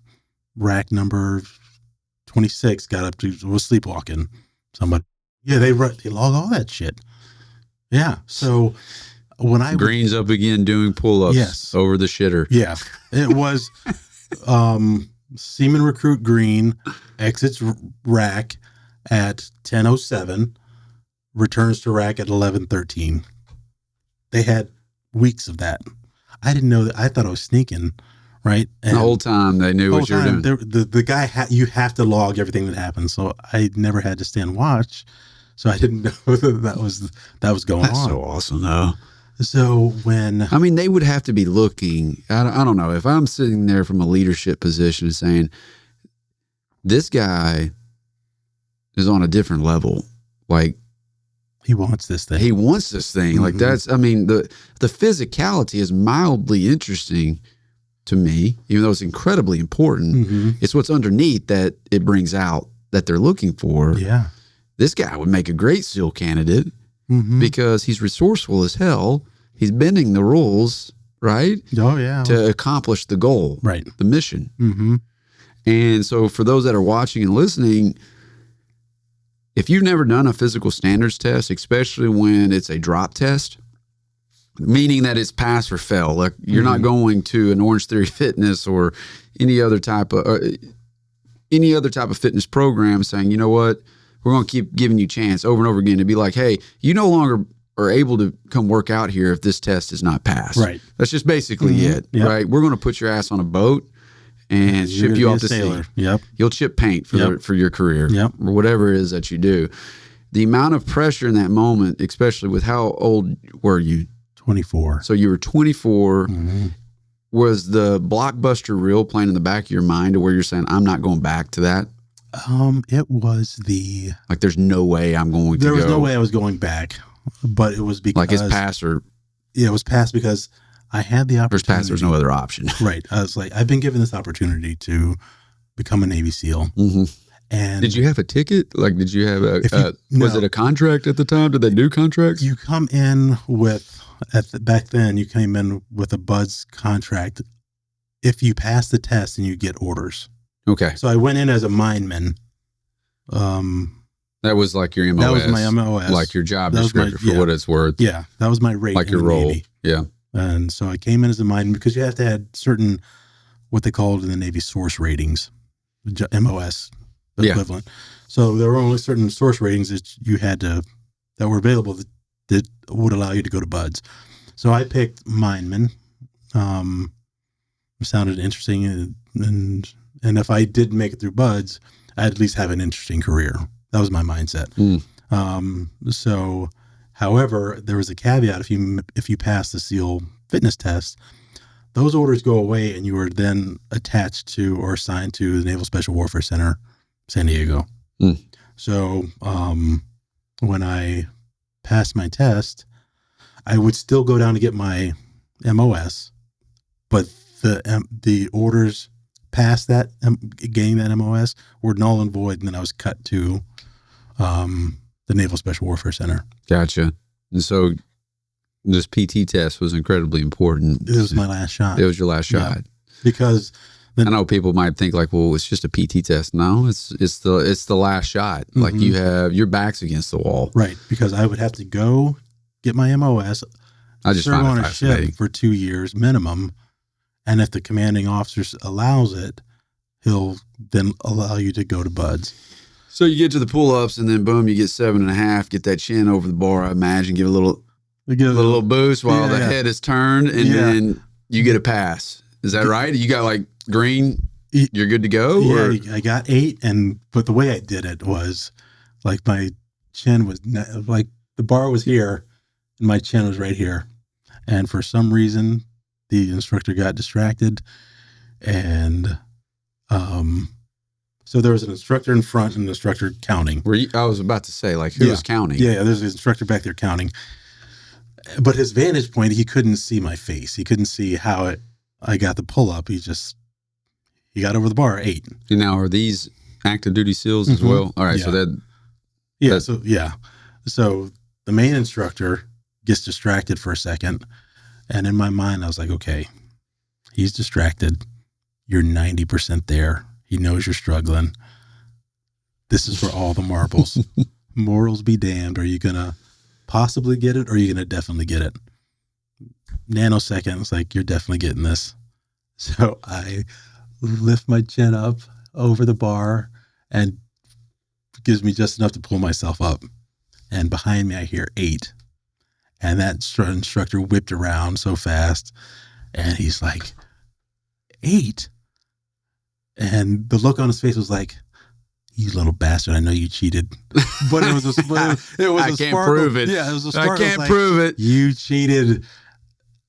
But I have to respect the play, the way you did it. Yeah. So he knew you were in the bathroom doing pull-ups at night. Well, I didn't know that. I would think. Well, later on I found out. So, got the 8, and I was like so happy. I was almost giddy.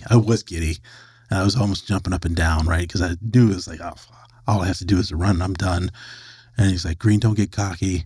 You still have the run to do. And I gave an unconscious look like, this thing's done. Look, man, like, I just got 8 pull-ups. Yeah. I conquered the mountain that I set to climb today. Yeah. And so you leave Great Lakes at some point. Yeah, that was week 6. I left 2 weeks later. All right, so you leave 2 weeks later. Mm-hmm. Did you call home and say, hey, Mom, Dad, I'm headed out to Buds? Or was it just like, man, I'm just doing my thing? Yeah, Mom, Dad, I'm at a boot camp. Did they even know you were going to SEAL? Did that even come up in conversation? So they knew. I told my dad. I didn't tell him. What did he say about it? He was like, well, son, it's hard to get into special operations. And I was just like, and? So he was... it was a really interesting dynamic between my dad and I when I became an adult. So he was almost giving me a pass, like, hey, if this doesn't work out, we're still good. You're no less of a man or anything. And that was just in the subtlety, the undertow of that statement. It's like, well, this is pretty hard. Special operations is pretty hard. And I remember thinking, I was like, of all people to believe in me, I thought that you'd be like, all right, son. Do you think though, maybe from his vantage point as a dad, like, he didn't want to see his son go downrange? Do you think maybe that he knew, like, granted, when you went in, it was in the mid-90s, right? Mm-hmm. So it was a pretty slow time for... There was the quiet before the storm. Yeah, until 9/11 happened, and maybe he just didn't want his son to be kicking doors. That was the first time he wasn't like gung-ho encouraging. You know what I mean? Yeah. Like, maybe not that he wanted to see you fail, but maybe it's just like Dad was like, hey, this is my son. Yeah, maybe. But the way I interpreted it was... Is there hidden resentment that you think? I don't know. I mean, I'll never know. Yeah. So I'm just going to default to he was just cautious. Yeah. And didn't want me to get my expectations up too high. And it's like, hey, man, nobody makes it through this. And if you don't make it, it's okay. Gotcha. Well, and then you go down to Coronado. Was that your first time in Southern California? Yeah. Was it really? Mm-hmm. I mean, were you like, holy, this is beautiful. This is incredible. Like, Yeah. I'm gonna live here. Uh-huh. Like, this is a vacation for me. It's just the resort's called Buds. Like, Yeah, I mean, it's on the beach. So I had a long layover in San Diego airport. For some reason I had to go out to San Diego. I had a long layover, and then I got in a taxi and went over to Buds because I wanted to see it. gotcha. What were you doing hanging out in just the San Diego airport? I don't know. I can't remember why, but for some reason I was in. Were the Marines still training right outside the airport at that time? Yeah. Were they, instead of being up at Pendleton? Yeah. So for some reason I was in San Diego, and I went over to the Buds compound just so I could see it. I was like, okay, you made it through. You're on your way here. Next time you're here. What was your first reaction when you saw it? I was like, it's pretty unimpressive. It's like Spartan. It's Spartan. It's small. But did you even get to go walk into the compound? No. I got to go to I was in the Navy, so I could. Sure. So I could. There was a gate up to the beach, right? But I wasn't going to go to the compound. Right. There was a back way to it. I was thinking, it's probably guarded and there's seals all over the place, and I'm not a team guy, so I just went out on the beach and just kind of I could look down the beach and see the pull-up bars and stuff on the beach. I was like, that's it?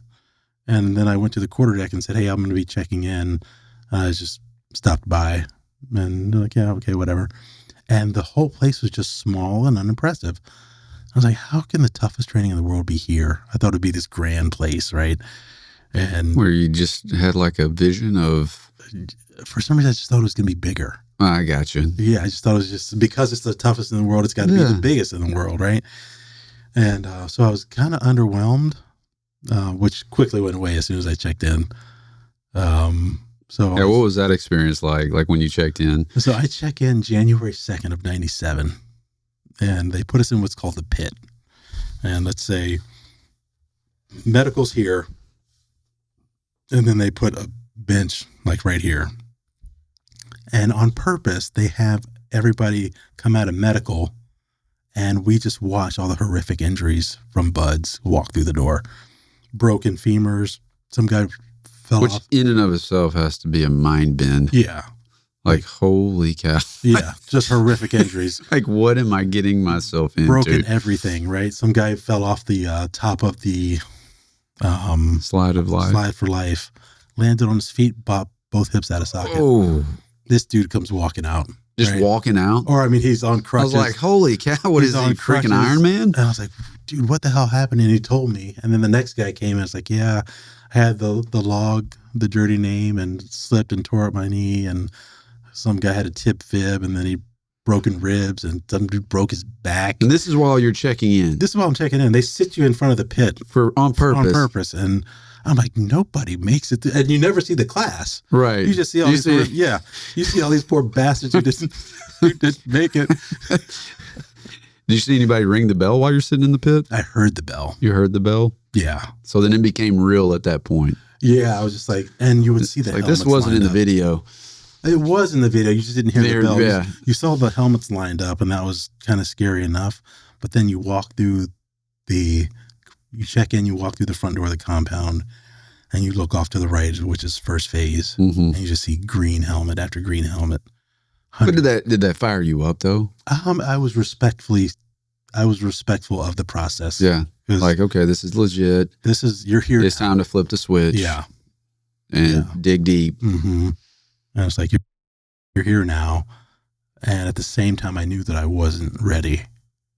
I was like, I'm not ready for this. But you think, though, by understanding that emotion in that moment, because you'd been through a hell of a lot of transitions up to this point as a young man. Yeah. You know, traveling all over the world with your dad, obviously, going back to Dayton, starting a new school, making new friends, football, Miami, Ohio, Kent State,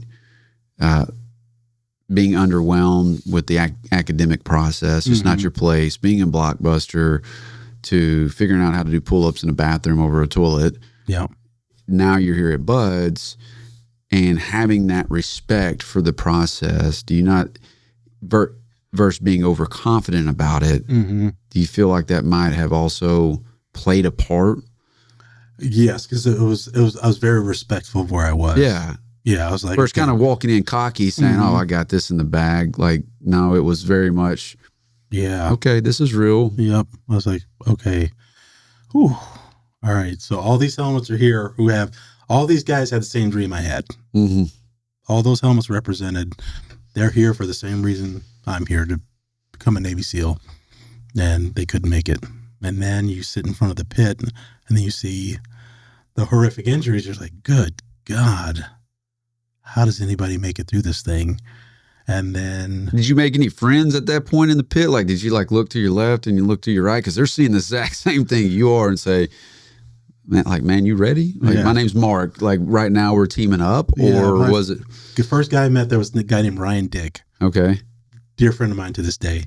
But he and I were in the pit together, and it was this quiet, silent, like, we're in the wrong place. I'm not ready for all of this. I thought I was just going to show up, start running and swimming and doing bud stuff. But I'm just like, okay, this is varsity level stuff. This is where warriors Yes.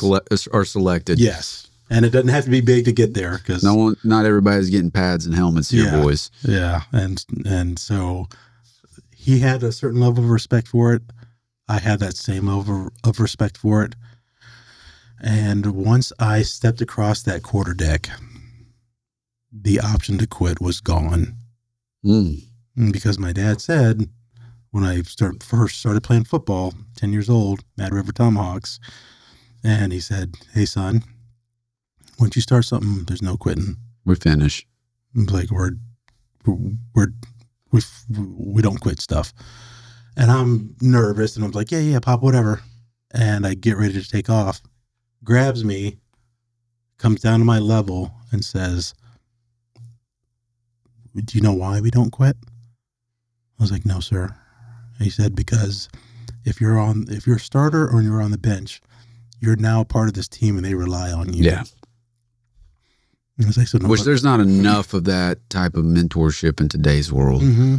It has gotten so easy to quit anything. That's why I kind of go back to, before you even get to buds, the amount of like grit, courage courage comes through running after a fear. I don't care how you want to define courage, but to me, Rich Davini does a phenomenal job explaining. Rich does a phenomenal job. It's like, without fear, there is no courage.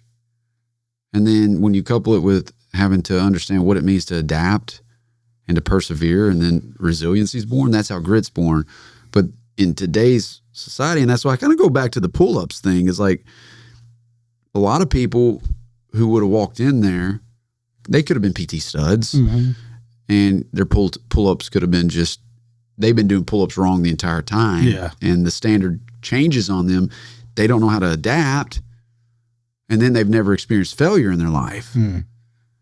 And you're seeing a lot of that today in what I see, which is a problem we have, to where people are not engaging in their resourcefulness because their will to persevere is not as great. And I could be, I'm not saying everybody, man. I'm just, so that pull-up story, which gets you to buds, which the conversation with your dad says, you know what?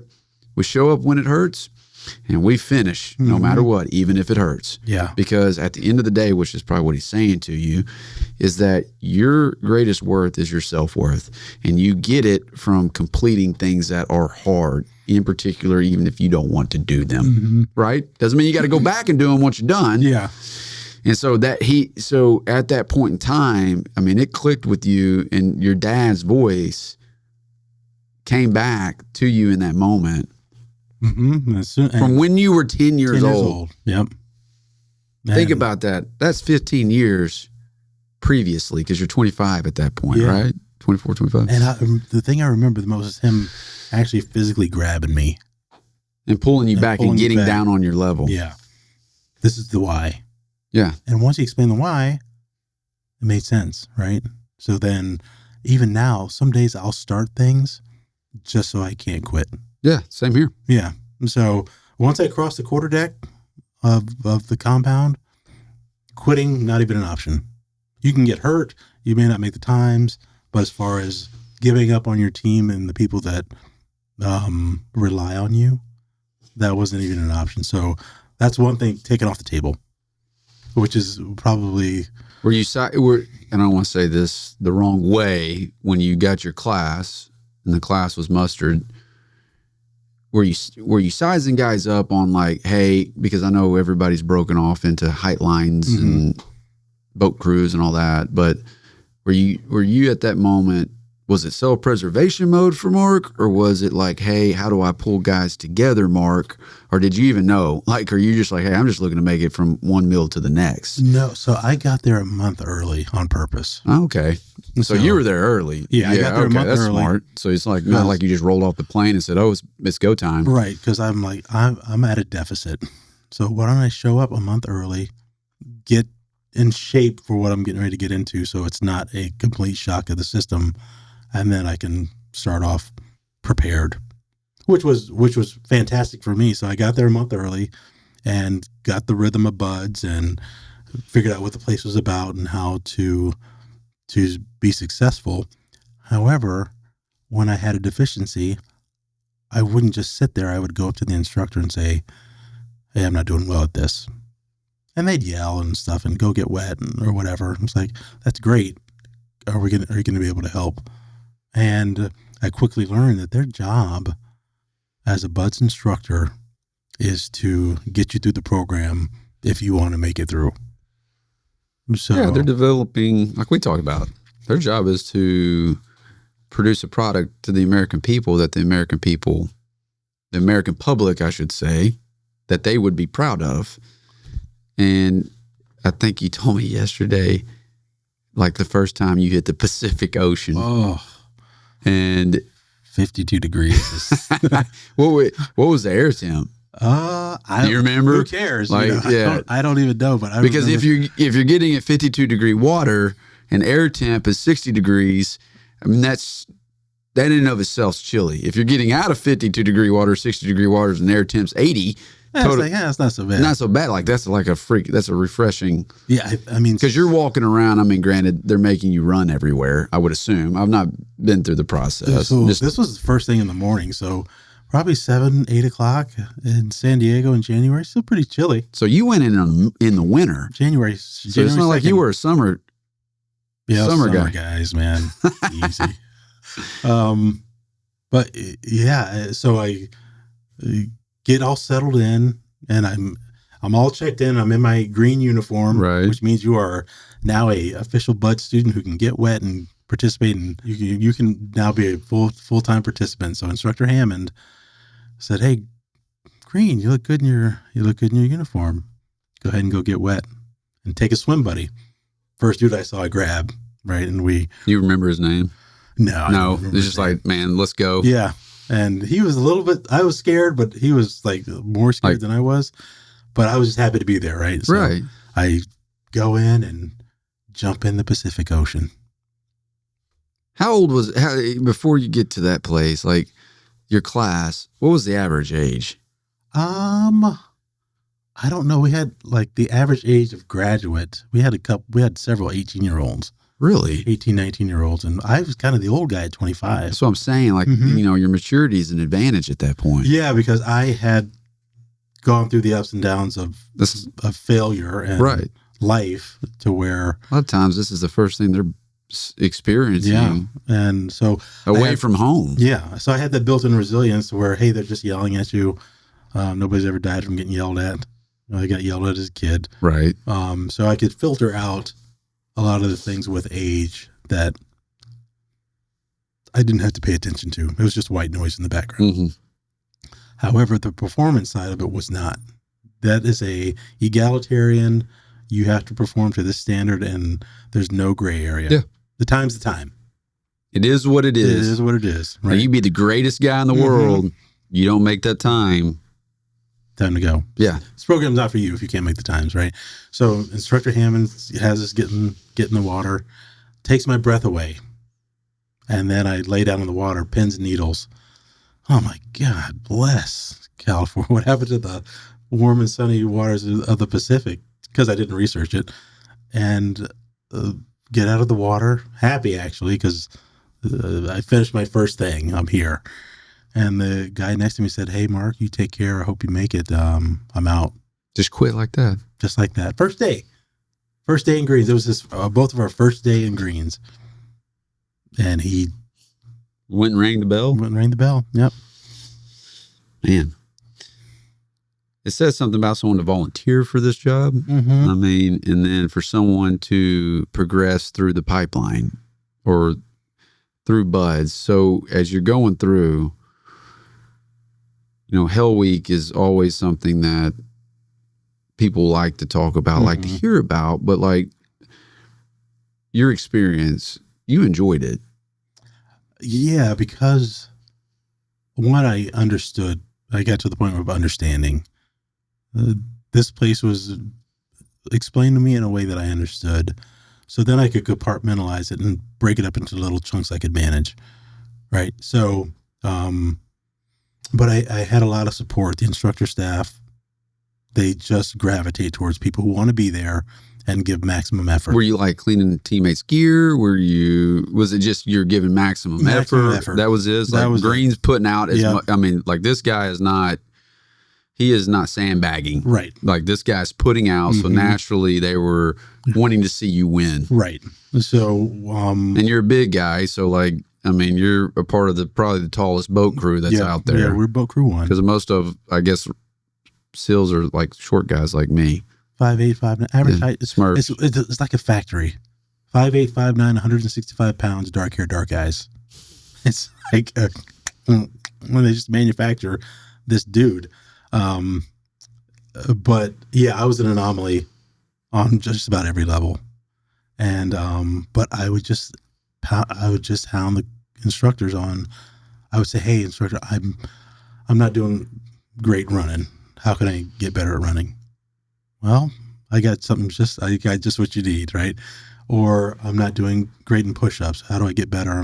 But that's so important. Like if someone out there is watching and listening to this, I don't care what age you are, the ability, and we've talked about this already on the show, and it's something I encourage my son Landon to do all the time. Mm-hmm. It's like your who is by far greater than the how. People want to help. They really do, in particular people that are giving all out effort. Mm-hmm. Right? Like they truly want to help just by going to ask. That's something I struggled with growing up, is raising my hand to ask for help because I felt like I had to do everything myself. Don't know why. Mm-hmm. It's a pride thing, which is the fall of man in so many ways. But there's a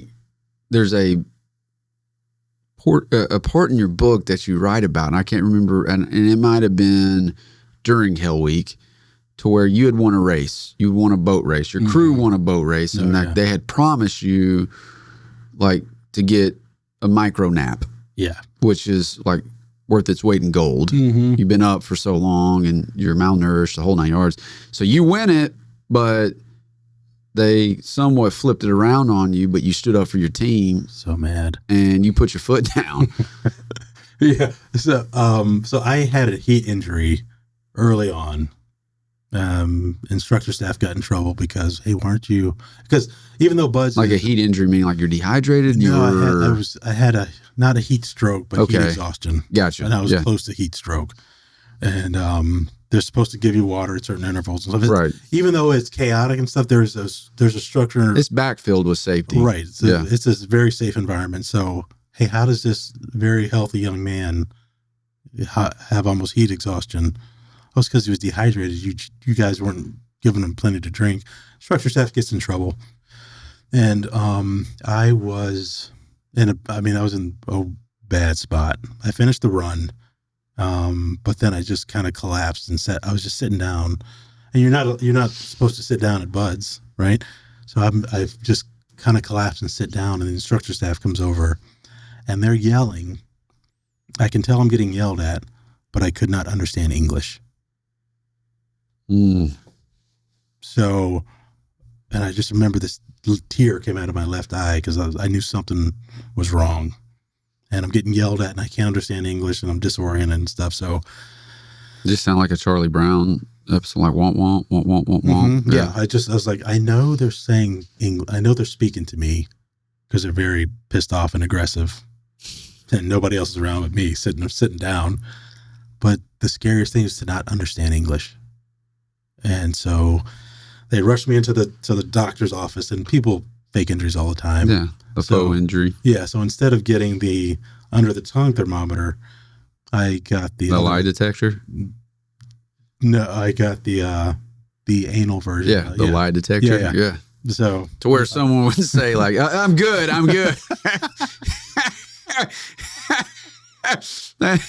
You know what I mean? Like, you bring that out, that'll quickly select. Like, okay, you're effing lying. But no, I've never heard it then. But yeah, the all-time greatest lie detector. So yeah, I get the lie detector. Don't flinch, and I'm like, woof. Yeah, so this is legit. Like, this he's a mess. So the instructor gets in trouble. So Instructor Getka says, every time I see you, you're going to be hydrated inside and out, which means whenever he saw me, I had to go get wet and then drink all the water in my canteen, which, by the way, was a great way to get used to the cold water. Yeah. Because I saw Instructor Getka all the time. And is he the one that gave you the bullfrog? No, that's Senior Chief Mink. Was that before everything started, or was it after this specific event? That was before. Like I was there for. I think that's an important part of your story. Like when he hands you the bullfrog. Yeah. So what is bullfrog? I don't even know what bullfrog. It's a sunscreen. Oh, that makes sense. Yeah. Okay, I got you. Yeah. So I was bugging Instructor Hammond. I was bugging all the instructors, and then finally one of the instructors was like, "Greene, you're fine. Buds sucks. It's hard. Go away." So, but I mean, and at that point I was starting to figure it out. And Senior Chief Mink came out, and whenever Senior Chief, he didn't say a whole lot, but when he did, it was like, okay, all the other instructors, because he was a DevGru plank owner, which means he was one of the first, massive amounts of respect. So when he spoke, everybody else was quiet. And he walks up to me and said, Greene, you're doing fine. I have faith in you. I have so much faith in you. And he looked around. I was like, I'm going to give you this bottle of Bullfrog. Everybody I've ever given this bottle to has graduated. And I'm giving it to you. If you say anything, I'm going to deny it. But here you go. Put it in your pocket. Was it all bullet to where? I don't know. You know what I mean? Like, was it in that moment he was using? It's like, you know what? With this guy, I really like him. I want to pull out this bottle of Bullfrog and manifest this story to make him feel in this moment that, or honestly, was that something a part of that he did, like for people? I don't know. I think it was that's when I realized they actually care. Yeah, they have a heart for the people that want to be there. Yeah. So and they want the people that want to be there. Yeah. So I was motivated, happy to be there. I was genuinely happy to be there. But I think he saw that I was right on the verge. And if he didn't do something, you might lose this good candidate. Yeah. And that's when I was like, man, if he cares enough to say, hey, I believe in you and the symbol of my belief. What did you feel in that moment when he gave it to you? I was like on cloud nine. Yeah. Like, this is like I'm going to make Superman's cape right now. He's giving me Superman's cape. And then at the same time, I was like, I can't disappoint him now. Yeah, that's what I can't break the streak. I guess that's what I was saying with his, like he probably has given, I would be curious how many guys he's given Bullfrog to. But in that moment, think about how powerful the symbolism of it's sunscreen. Right. It's sunscreen, but to you in the moment, it's like everything. I think I still have that bottle. Yeah. I would take that thing with me everywhere. I mean, it was such a huge symbol that that was. And this was before Hell Week started, or this was even before Bud started. Oh, I was holy cow! All right, within the month of getting there, and they could see who's going to make it a lot of time and who's not going to make it. And I think he just said, we got to make sure that this kid makes it. Yeah. And I don't know if he made the story up. I'll never know. And at the end of the day, I don't want to know. If I ran into him one day, I was like, hey, senior, did you actually give that Bullfrog to everybody? And I wouldn't want to hear him say, no, it's just a bullshit story. So I bet you he would tell you, yeah, I did. Yeah. But it was only to select people that I wanted to see get through. Yeah. So fast forward to the boat race. We went around the world, and instructor Getka, we're setting our boat up to sleep, and me and Tim are all. Tim's like 6'4", I was 6'2". He was spooning me, the warmest human I've ever experienced, right? And no pride anymore because you're hypothermic for a week now. Mm-hmm. All of a sudden I hear, Greene, get out here. And I was cussing, and I get up there, and Gecko's like, hey, you got to get wet inside and out. And the 10-year-old Mark showed up and threw a temper tantrum, stomping my feet. I was like, I'm not going anywhere. You promised me that I get to go to, and the instructor's like, what the hell's going on over there? So then the chief comes over. Chief, what's Leif's last name? I can't remember Leif's last name, but you don't mess with. Leif was mean, right? It seemed like he did not care at all. So he's like, Greene, what the hell? It's like, Mike, what the hell's going on over here? Like, Greene is supposed to go get wet, and he just told me no. And he said, Greene, what the hell's going on? Are you quitting? I was like, 10-year-old Mark. He's like, no, I'm not quitting. And he's like, what the hell's going on around here? And I point and tell on Mike. It's like, he told me I get to go sleep. And damn it, I'm going to sleep. And Leif looked over and was like, well, Mike, is that what you told him?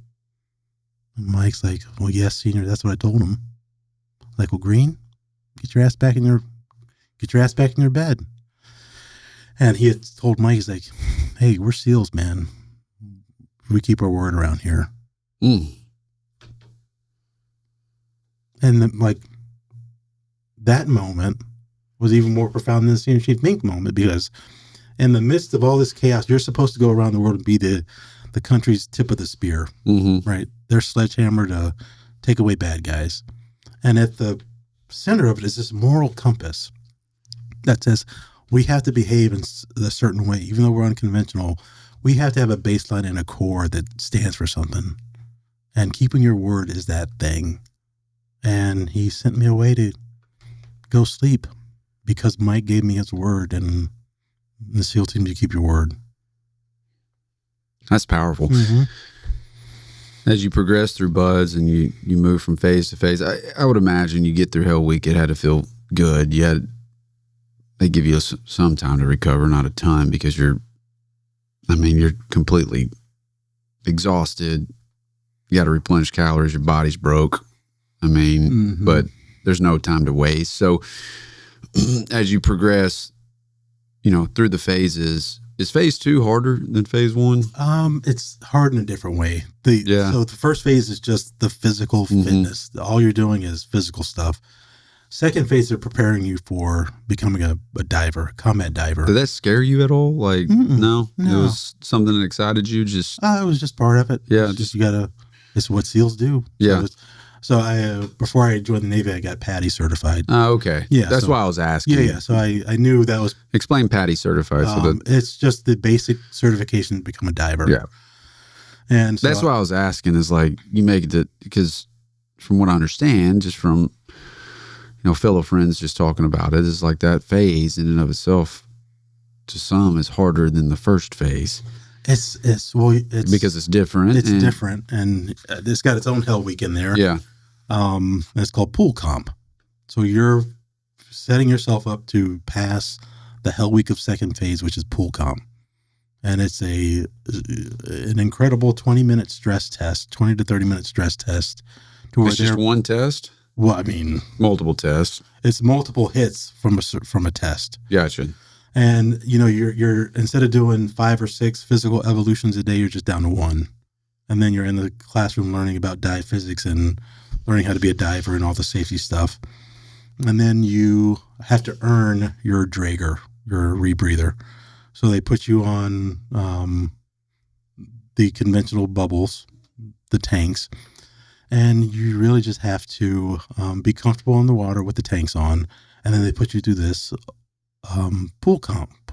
And it's really to put you in the highest amount of stress that they can mimic. But there's a very precise procedure that you have to go through. Each time you take a hit, you have to go through this 7 or 8 steps. So you have to, in the midst of all the chaos, you have to slow things down, go through your procedures, and then continue on. So you have to, it's a thinking man's game is what they always said.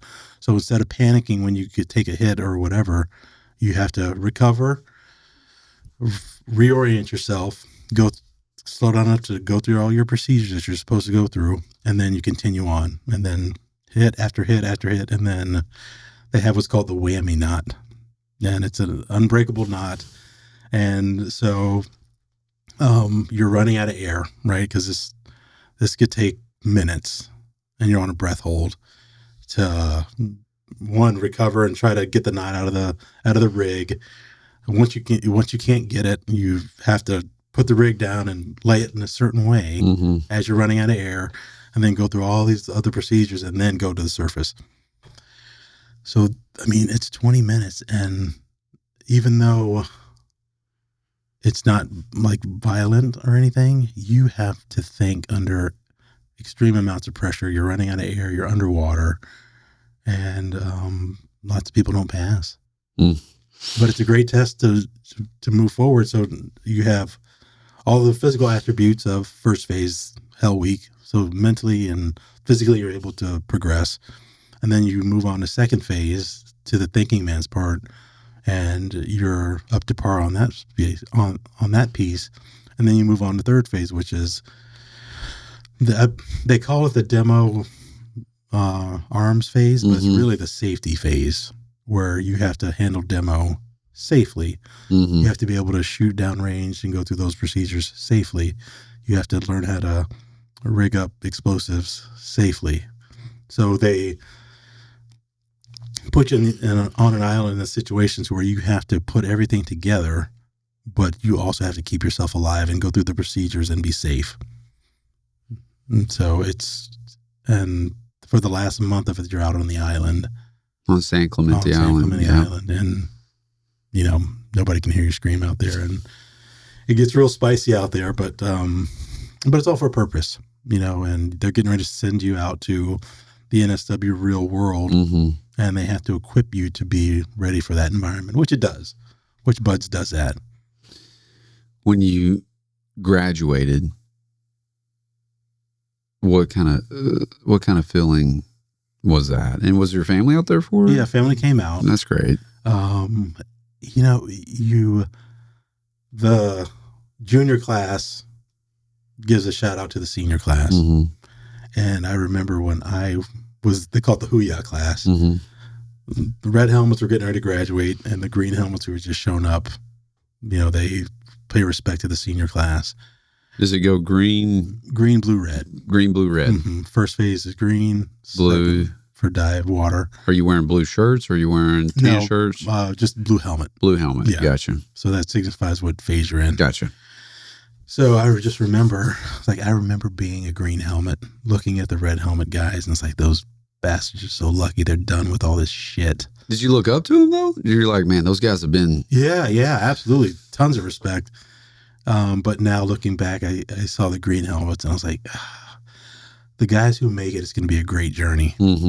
It's going to be well worth it. But how long is it though? Is it 6 months? 6 months. 6 months. Gotcha. So I went on the extended plan and did the 7-month program for going out early, almost 8 months, because I went out there a month early. That seems like an incredibly short amount of time to fit everything in. It's the longest 6 months of my life. That's why I said the absolute longest 6 months of my life. But it's all for a purpose. And so now they have 166 guys started my class. 18 originals graduated. Wow. And so throughout that churn, you're producing the same type of guy, physically, mentally, tough as nails, and they're capable of learning how to be a SEAL, because Buds is only a selection course. You don't actually learn a whole lot about what SEALs do. You're not officially a SEAL after you graduate Buds, right? No, you're still nothing. Yeah. You haven't even. You just graduated Buds. You just made it through the selection process. You've earned the right to progress to the next level, to go to SEAL qualification training. How did it feel though when you graduated and your dad was there? I was super. Did he show pride? Was he like, that's my son? Yeah. What about your mom? So my mom, first thing she said was, "Man, I thought this is something your brother would do."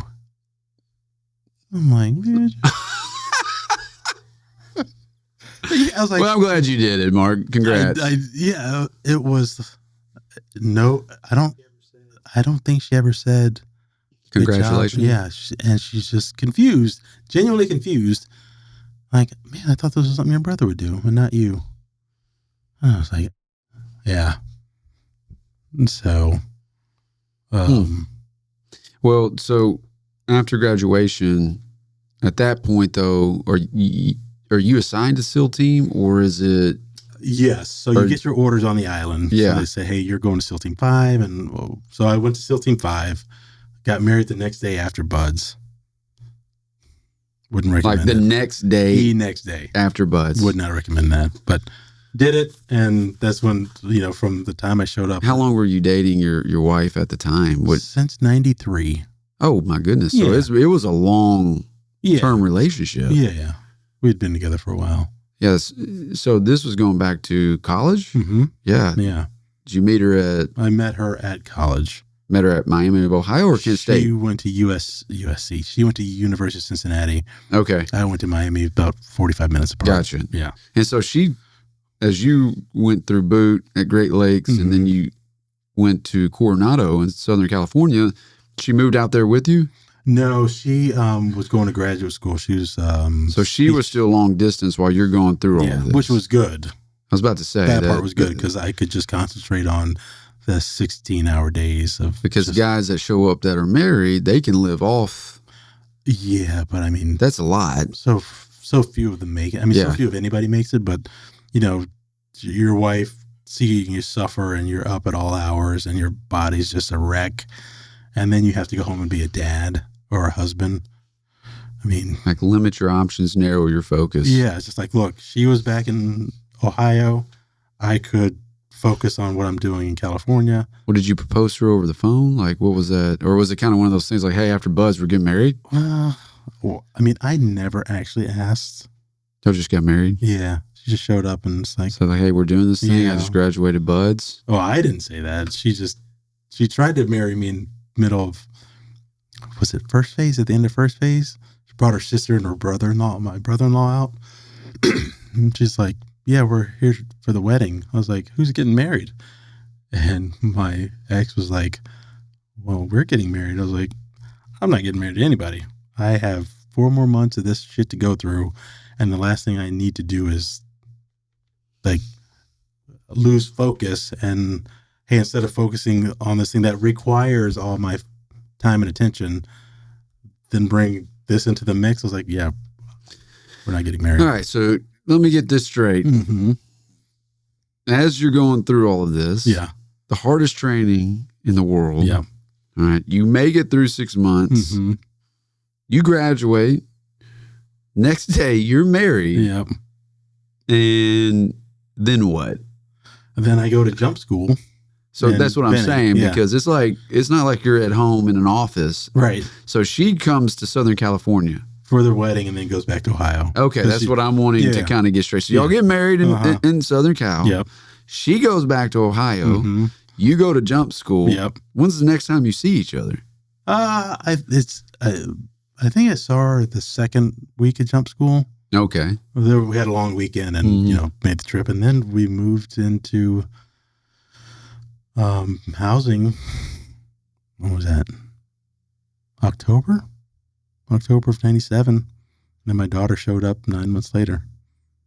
Was she pregnant when you got married? No. So this was after the fact. Gotcha. Okay. Wouldn't recommend it. I was about to say that's a lot, man. It's a lot. But that's a part of the life. That's part of your life story. I mean, that's a part of honestly why you authored this book. Because I'm just thinking about it. Just sitting here listening to all this. That you get a ticket to Buds, you go to Buds, you get married, go to jump school, then boom, you got a daughter. That's a lot in a short amount of time. Yeah. And you're in a new career. Yeah. Brand new career. And making no money. Yeah. Yeah. So, but that gave me an appreciation of what my dad went through it. I was 25 going through it. He was overwhelmed. 18 going through it. Yeah. So. Okay, so then you get assigned to Team 5 at that point. Yeah. What was the experience like? Team 5 was the absolute best. It was the best SEAL team on the West Coast. And what year was this? Was this 97? 97. So like it's still low key. Yeah. You're doing a lot of training. Lots of training, and you're going through SEAL qualification course, which 6 months long. And now you're actually learning SEAL stuff. Gotcha. You're learning tactics, weapons. You're actually learning it. And the pace is, you're not a bud student anymore. You're a peer light is what I called it. And they treat you more like an adult. And their job is to get you trained up so you can be a SEAL. And then that's 6 months. And I really thrived in that because it was fun. And then I was doing it with my best buddies because a lot of the guys who I graduated with in my class showed up at Team 5. So Simons and Dola and just all of my homies it was like a reunion. And so we were going through SQT with some of my best friends, Glenn and a guy named Mike Ritland. So just the people who are now legends or would have been legends were part of my class in that year group. What was the greatest lesson that you learned through that process? For me, it was being humble and being coachable were significant pluses, and maximum effort. In the SEAL team, humble, coachable, maximum effort. Yep. Humility, growth mindset, effort trumps talent. And Coach Walker was one of the things he said about me at Miami of Ohio. He's like, "You're this big kid. You're a sponge. You're a big young man, and all you do is ask questions. And you want to learn." And some of the other quarterbacks were cocky, and they got scholarships, and they had a chip on their shoulder. And I'm just like, "Coach, tell me more." Joe, what does that mean? Chris, what's that? And I was just always just bugging people just because I wanted to know how it all worked. And my time in the SEAL teams was exactly the same.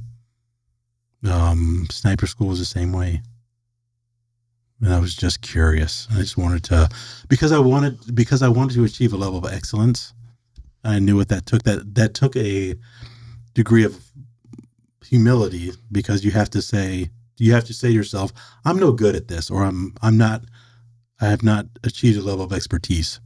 Okay. So what is easy now was hard once. Right. So that takes a lot of internal honesty, because I could go to BUD/S or go to sniper school or wherever and say, I got it. I don't need any help. As opposed to when I got selected to go to sniper school, I was not even close to being ready. So when we got to the schoolhouse, I was the same way, bugging the crap out of the instructor staff. At sniper school? And I get the same response like, Greene, go away. You're doing fine. Just go away. But, it was at the point where I didn't receive it in the way that I learned. And so when I was an instructor at the sniper school, because I didn't want my students to ever have that sickening feeling like I'm learning this new skill, but I don't actually know the nuances of it. I don't know how to do it. I'm just going through the course, learning, game in the system, passing. However, I don't actually know what it is to be a sniper. So when I approached my students, I had it in the way of, they don't know everything, and they might not have the same mindset, and they won't ask. So instead of them asking me to be in their pocket, I'm going to insert myself in their pocket and make myself available and say, look, you're learning the art of sniping, and it's hard. I'm here to facilitate that. And I was the same guy every day, because they can't be afraid to come up to me and say, Mark, I need help. And, I have, I guess, a knack for very nonverbal stuff. So when my first student, Mario, was struggling. It was in his eyes, but it was also in his body language. So I would say, okay, here's how you're supposed to judge the wind. He's like, how'd you even know that's what I was thinking about? It's like, because I had the same look on my face when I was trying to figure out what wind looked like, and it looked just like that. And so the best day of my sniping instructor career was when my student would fire me. And what I mean by that is I would guide them up to a point until they had the aha moment, until that light switch came on, and then they would say, hey, Mark, I got it. And once they said that, I knew. How good of a feeling, though, is that? I mean, that's the best feeling. Yeah, like when the student becomes the teacher, they can teach themselves. Yeah. And you just sit back and you're like a wise sage in a lot of ways. Because at first I would oversaturate them with stuff like, here's what you're supposed to look for.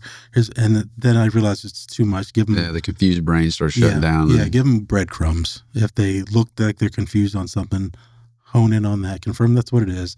Hone in on that. And then every one of my students fired me. And all my students... Sounds like you're a hell of a leader. All my students hell of a coach. were either top shooter or top stalker.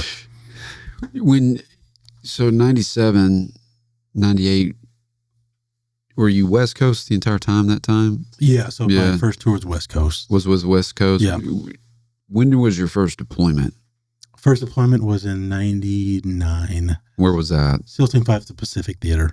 Gotcha. So our launch off point in the Pacific Theater left over from World War II, I think. Mm-hmm.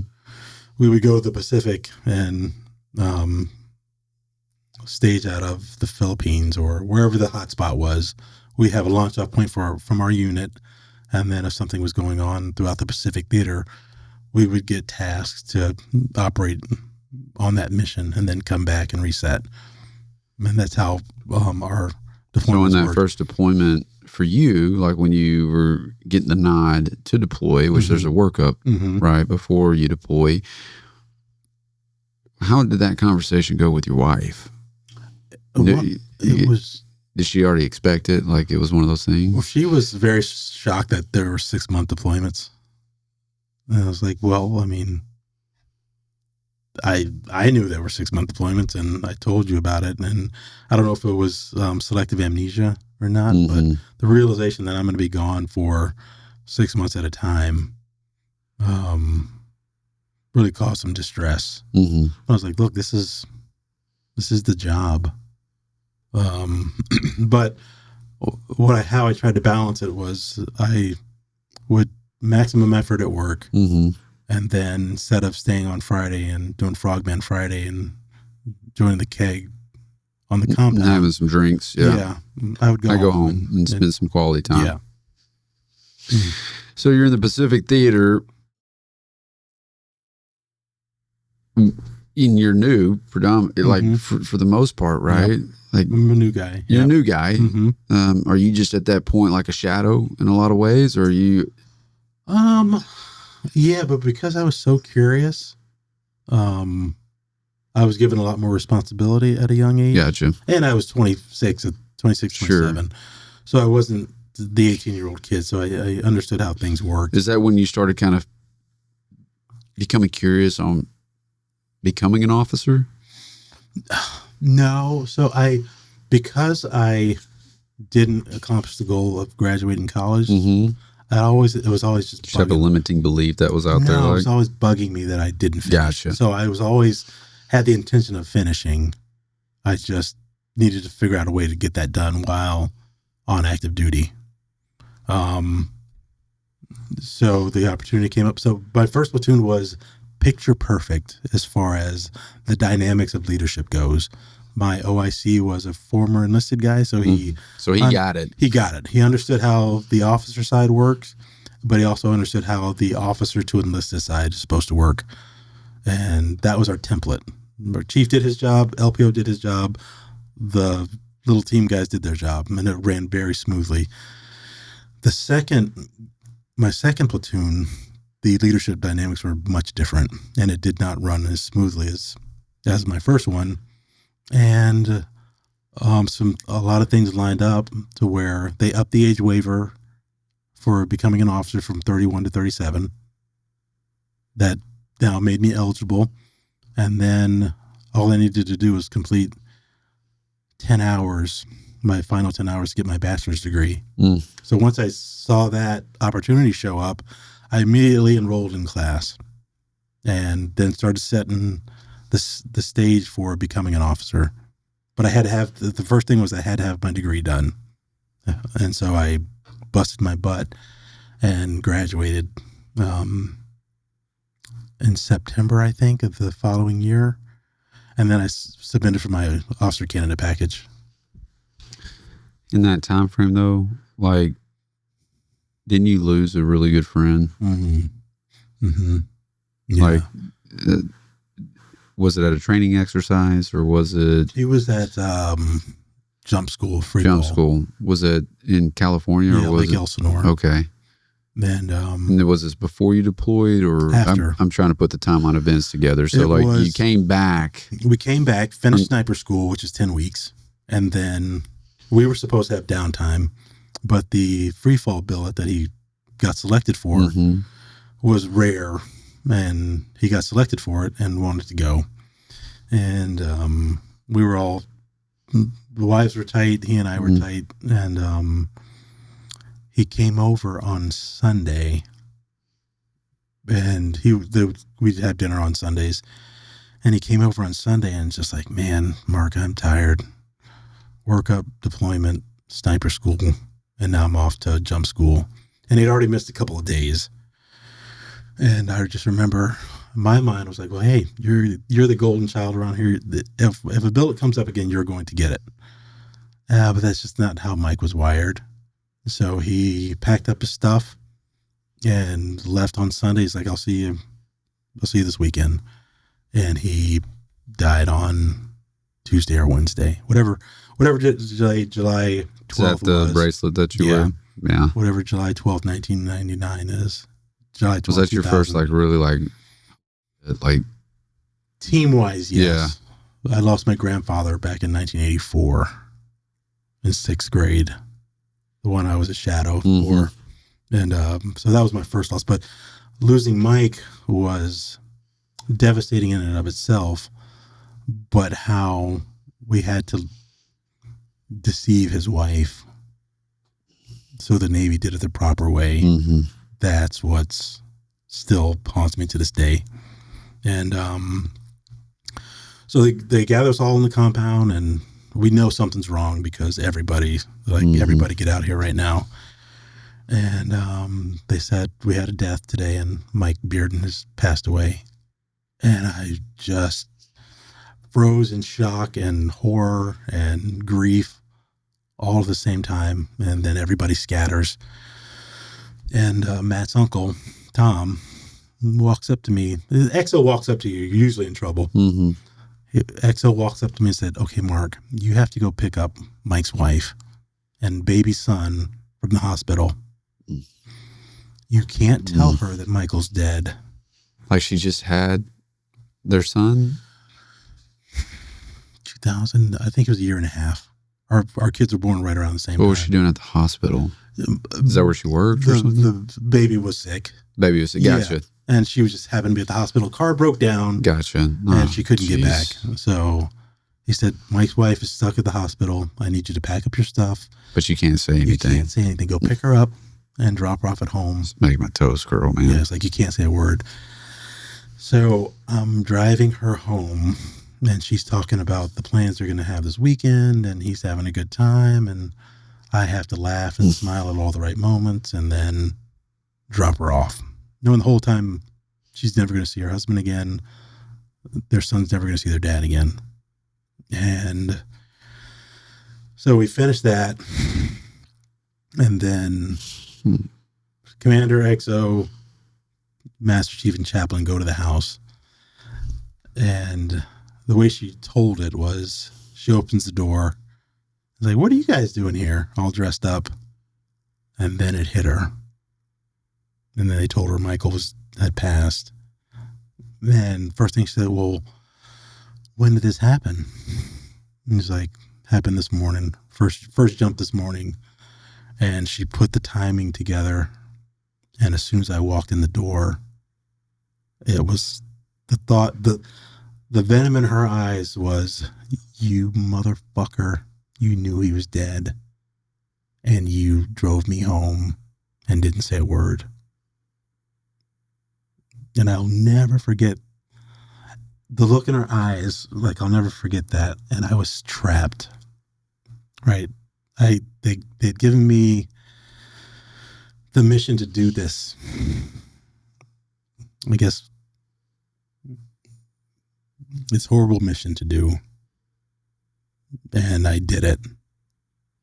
And just the fact that I had hurt her so to such a degree in the moment, something it's like it happened yesterday. It's like it just happened yesterday. It's as vivid in my mind as just climbing that mountain yesterday. It will always be vivid in your mind. Mm-hmm. Yeah. Now, I think as the dust settled and she understood that, I think. Yeah, but still, as a man, as a code that you uphold, mm-hmm. and how you were able to do that. Number one, mm-hmm. as you were processing your own emotion, which you had to shut it off in the moment. And when I say you were able to do that, I mean like you were given a mission. Mm-hmm. Like I need you to get her from point A to point B, and then Navy will come in and do their thing. Mm-hmm. That's a lot to ask of somebody, but you did it. Yeah. You did it. And do y'all have a relationship today? No, I haven't talked to her since. You haven't talked to her since that day? No. That was the last day? Is it? Yeah. Is it because like just shame on your part? She was heartbroken, of mm-hmm. course, and then, she wanted to distance herself as far from the community as possible. And she packed. We had talked since then, but that never came up again. I don't think I wanted to hear the answer. Yeah. So, to this day, I don't know how she feels about it, but it was not something I woke up and said, I'm going to go lie to Mike's wife. And right. Yeah. So it's not something that you wanted to do right. by any stretch. And I think Tom ended up explaining it to her, what happened. But I don't know if that sunk in. Yeah. I mean, unless I reach out to her, I'll never know. Well, look, let's take a quick break. Okay. All right. And then when we come back, let's kind of talk about your journey into the SEAL teams, but also as an officer, where you were on 9/11. Mm-hmm. I want to get into that. And then we'll talk through, of course, as you progress throughout your career, all the ups and the downs that you experienced